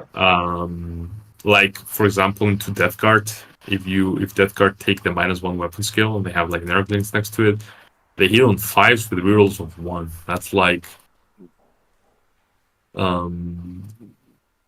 But at the same time, with all Death Guard's debuffs, he has still got Death Wounds, which is but if you've gone from 40 hits with rerolls and you've gone from like having 30 something hits to only hitting with 15 or 20 attacks, it's less than 20. It's less than 20, and it's 15. It's about 15 to 16 hits that go through, and then out of that, the Death Wounds will be like 3 of them. Well, but he has full wound rerolls and he's rolling everything. So even if he gets like 6 or 7 Death Wounds in, if you have the -1 damage, okay, it kills 2 Terminators. That's it. Yeah, that's it. So, like, it depends. They are susceptible to debuffs, I would say. Plus, if he fails his Dark Pact, he doesn't get the real hit rolls of 1, which hurts. And I think the other thing with this unit, you don't move in unless you've got a guaranteed charge. You don't want to have a 7-inch charge and fail it and just be sat there like. Now with Shannon, the possessed a little bit, but I'm pretty sure Alex knows what he's doing with them. And so very sure. We're not going to go into that. Obviously, Kondakov, we all love you. We know that you are an exceptional player. And that you play 4D chess when it comes to Warhammer 40k, but I'm sure it will be a very interesting game to play. He's playing into basilisks, so possessed might struggle a little there, but we'll see. I think so. It's gonna be an interesting game because it's a tongue heavy. It's a tank heavy list. The thing is, the Vindicators cannot be targeted as well. Yeah. Oh, and Bulgrins. All right. Did I see Bulgrin? No, Ogrin. Ogrin. Oh, okay. Ogrins. But yeah, it's. I will say last thing, and we can finish off. Sorry for that. Yes. But I have to do a shout out to this list because this list is playing a Crassus. Now. I don't even know what that is. I have no idea what that is. I don't Isn't think that one of those tanks? It's like the D-Day landers. You're kidding! It's one of those transport boats. Oh wow! Oh wow! Okay. No! It's yeah! It's one of those. So the Crassus has a transport capacity of 36. 36. 36. Okay, 36. Does So that mean everything can go in? it's the only thing that can reliably carry Ogryn. They take 3 spots each. So you can take this 5 Ogryn Okay. and put them in the Crassus. No And you problem. still have like 15 spots. yeah, I still have More. 21. 21 spots. 21 spots. So you could 21 put spots. 2 squads of infantry. Now, crazy. I will say about this list, and I will say about Noam's list. Noam's coming from Israel. Noam, I'm a little bit disappointed. Whoa. Because you're using the Crassus. And one of the best things to do with the Crassus, the absolutely best things to do with the Crassus, because we have to mention the Crassus ability, is fire support. So full wound rerolls. Okay. Ah. Full wound rerolls to anything that gets shot by the Crassus. Anything that exits the Crassus gets full wound rerolls. So what are you saying? Like You- 30 Tempestus Scions? Tempestus Scions. It's Tempestus Scions. You play Crassus to play Tempestus Scions. You have full rerolls to hit on an objective, with full rerolls to wound, with +1 to hit, with That is shoot madness. twice, with shoot twice, with rapid fire 2. They just like Hey, play everything. I'm sure he has his own plans going into this. So That's fair. No, that's fair. That's fair. But Absolutely. But I have to mention this. I have to it's mention this. something we would have liked to see, right? 30 Yeah, Scions just dropping on the board and going, all right, I'm doing things from I these suppose- objectives. I It's- suppose the counter argument to that in my head is, if do you what survives 10 or 20 scions with all of that nonsense? Nothing. And Yeah. you have you can run. What you can do actually is run 2 bricks with command squads. So 10-10 and 5-5 for the command squad. Yeah, So that's 30-30. And you can just drop them and just delete one unit, delete another unit. It's really cool. And the Crassus is T12 2 wounds. The T12 how does this 18 model wounds. only cost 180 points? Because okay, this is the profile Doesn't do for anything it. else.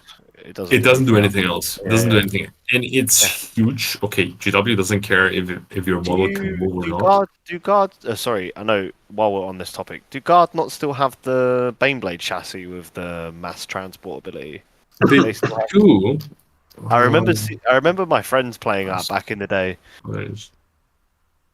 So it's T11, Okay. 2 plus save, Oh my and gosh! 18 wounds. Like this is a very. This is Jesus. basically 10 inches basically- movement 5 OC. Christ. it's basically a Lehman Russ with 5 extra wounds. Yeah. It doesn't have anything. It just has like, okay, Oh, it's a transport. false. It has 4 heavy bolters, which it's something because it has. I Sustain. believe it has squadron. Yeah, so Well, it has shots, right? lethals. Yeah, it has lethals and sustain against vehicles. Against vehicles, it gets lethals. So it can do some chip damage against vehicles. So whatever. But yeah. Fire support, deadly minus D6 because it's funny, and 36 models. That's That is Um, just madness. That's Yeah. absolutely mad. Yeah. Yeah. So, it was really funny back in the day when it used to be able to carry the. I don't know, it's still kind of. I used to be able to carry the demolition vehicle, Colossus, Cyclops. But yeah, I had to mention the Crassus on this list because I saw it. I was like, wow! And then I was looking for the Tempestus Scions, and I was silent to see no Scions. I was silent to see no Scions. It's the Ogryn going at it, but It will be very interesting to see how that's played out. yeah, it's. I think it's quite a big model. I think it's like. Yeah. Should I be think it's quite like chunky. from what I remember, I've asked. Oh, It's that looks like 4 inches to me. Yeah. no, it's a little bit bigger. It's a little bit bigger, Tom. I'm afraid. I think it's a little bit bigger, Tom. Yeah, but you went like this, and to me that's 4 inches. Okay. So I think it's like the length of. Zipping. Oh my gosh! Look at this. No, the Crassus, man, the Crassus. No, I was looking at the second picture. Click on the second picture. Oh yeah. I put Crassus in the Crassus. Yeah, I guess at some point there was a wording where you were allowed to put it. Yeah, it's a big unit. I'm not sure if it's as long as the Gorgon, but I think it's as long as the Lehman Russ. Sorry, as a Land Raider. Yeah, I was gonna And say it's definitely longer but, than Lehman I Russ. mean, but not as wide. we can agree it's basically the Militarum school bus. Like, Yeah, it's a school bus. It's a school bus for sure.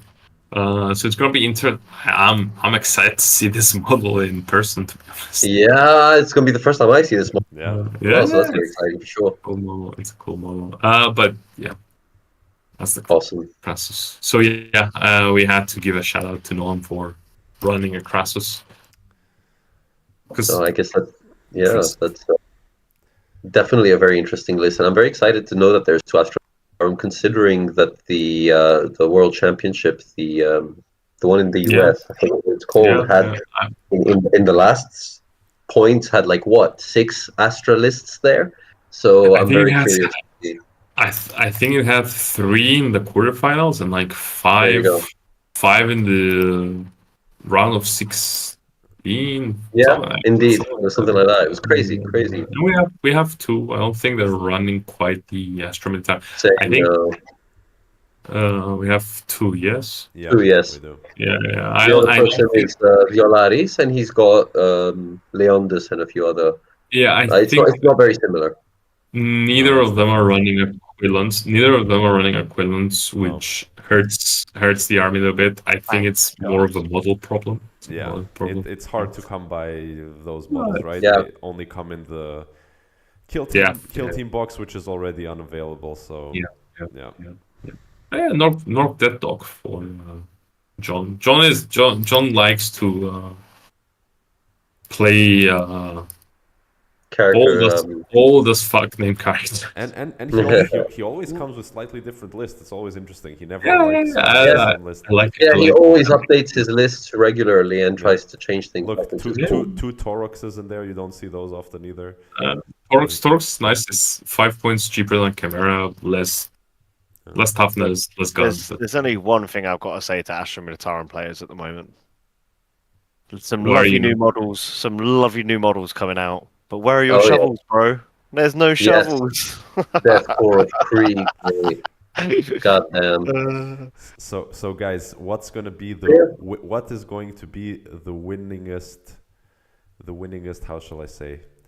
Like overarching faction? No, is it going to be Imperium, Chaos, or Xenos? What will be the most dominant faction in the end? Because I don't want to choose a single like army, or because we have some like 4 Necrons and then 1 Chaos Space Marine. I think that's six less Necrons, balanced. but yeah, sure. I think that's less balanced. So yeah, what do we think? 9, 10, 11, 14. So I think Imperium is bringing the most players, right? Xenos is bringing 4, 9. Yeah, it's a shame when 13, people don't have army taste, right? Yeah. Actually, guys, it's not that much. Like what you just said. There's 14 Chaos and 14 Xenos, right? 9, 10, 11, 12, 13, 14. Actually, it's quite balanced. Okay, no, not balanced. Well, no, it's only 8 Chaos. Oh, yeah, Chaos is the least. It's 14, 14, 8, if I'm correct, which 10, is 10, 14, 14, 10. I'll go with a hot take. I think Chaos are going to outnumber Imperium in the. We'll go top 8. We'll go top 8. I'm just talking general, like win shares,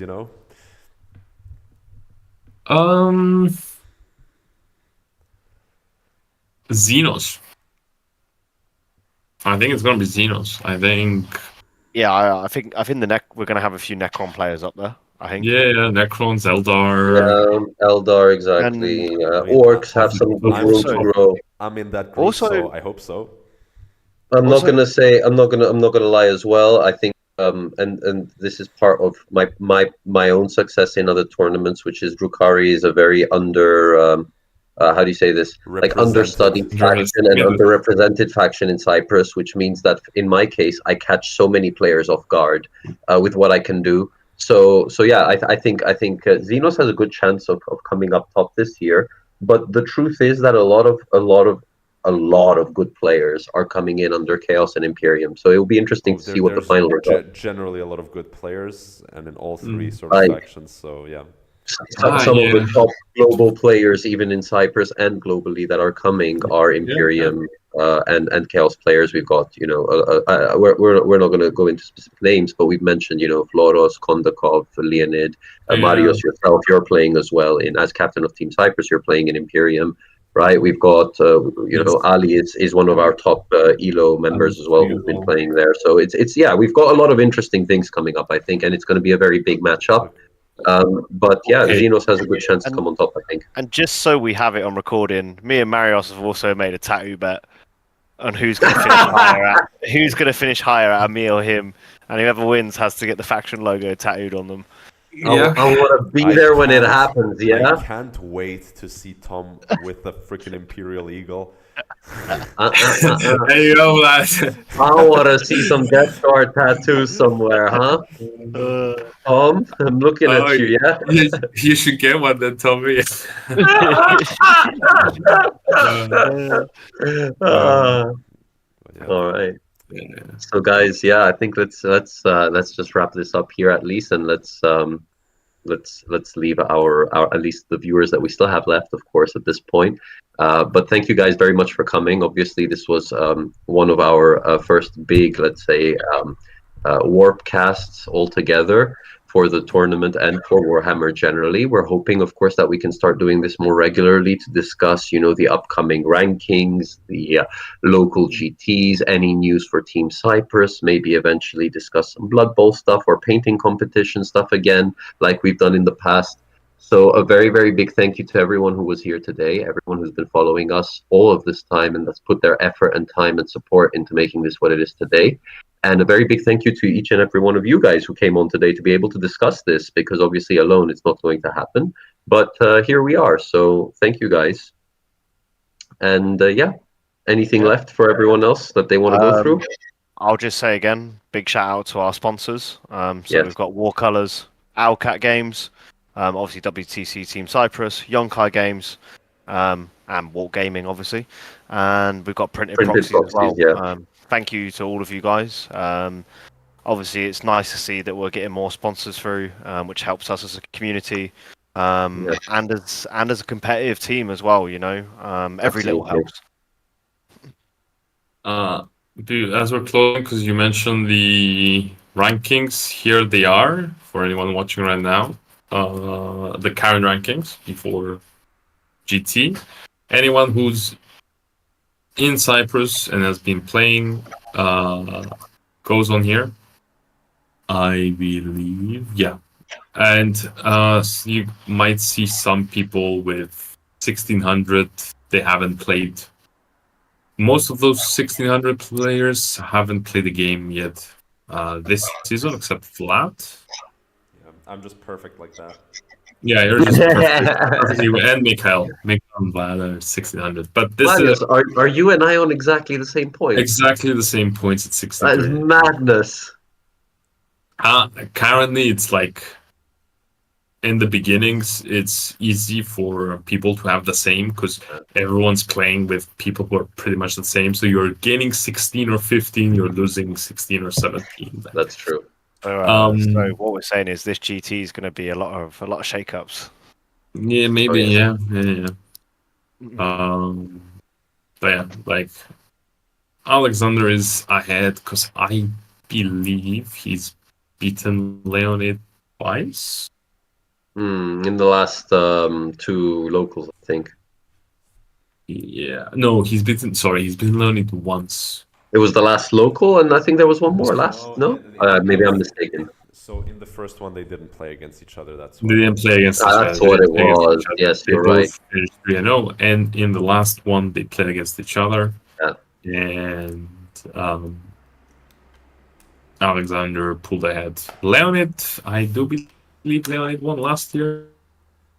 Rankings last year. Yes, Yeah. he did. Leonid won with 1785. Well, my goal in the GT is just to submarine my way through and go 3-2, baby, at least, and do better than Marios. That's the plan. Yeah, that's the goal. 3-2 is not gonna cut it. Oh, the And- fighting talk's begun. All right, I'm gonna go 4-1. I'm gonna reign on the top table because I just finished it today, I and it would looks lovely. love you two to meet in round 5. Be like, Yes. be like For two, the fate of- both of you be like We- 2-2 or 3-1, whatever, you know, and then just duke it out. That would be fire. That would be epic. He's even teched into me. I can tell. I'm joking. My round 1 is against Vlad.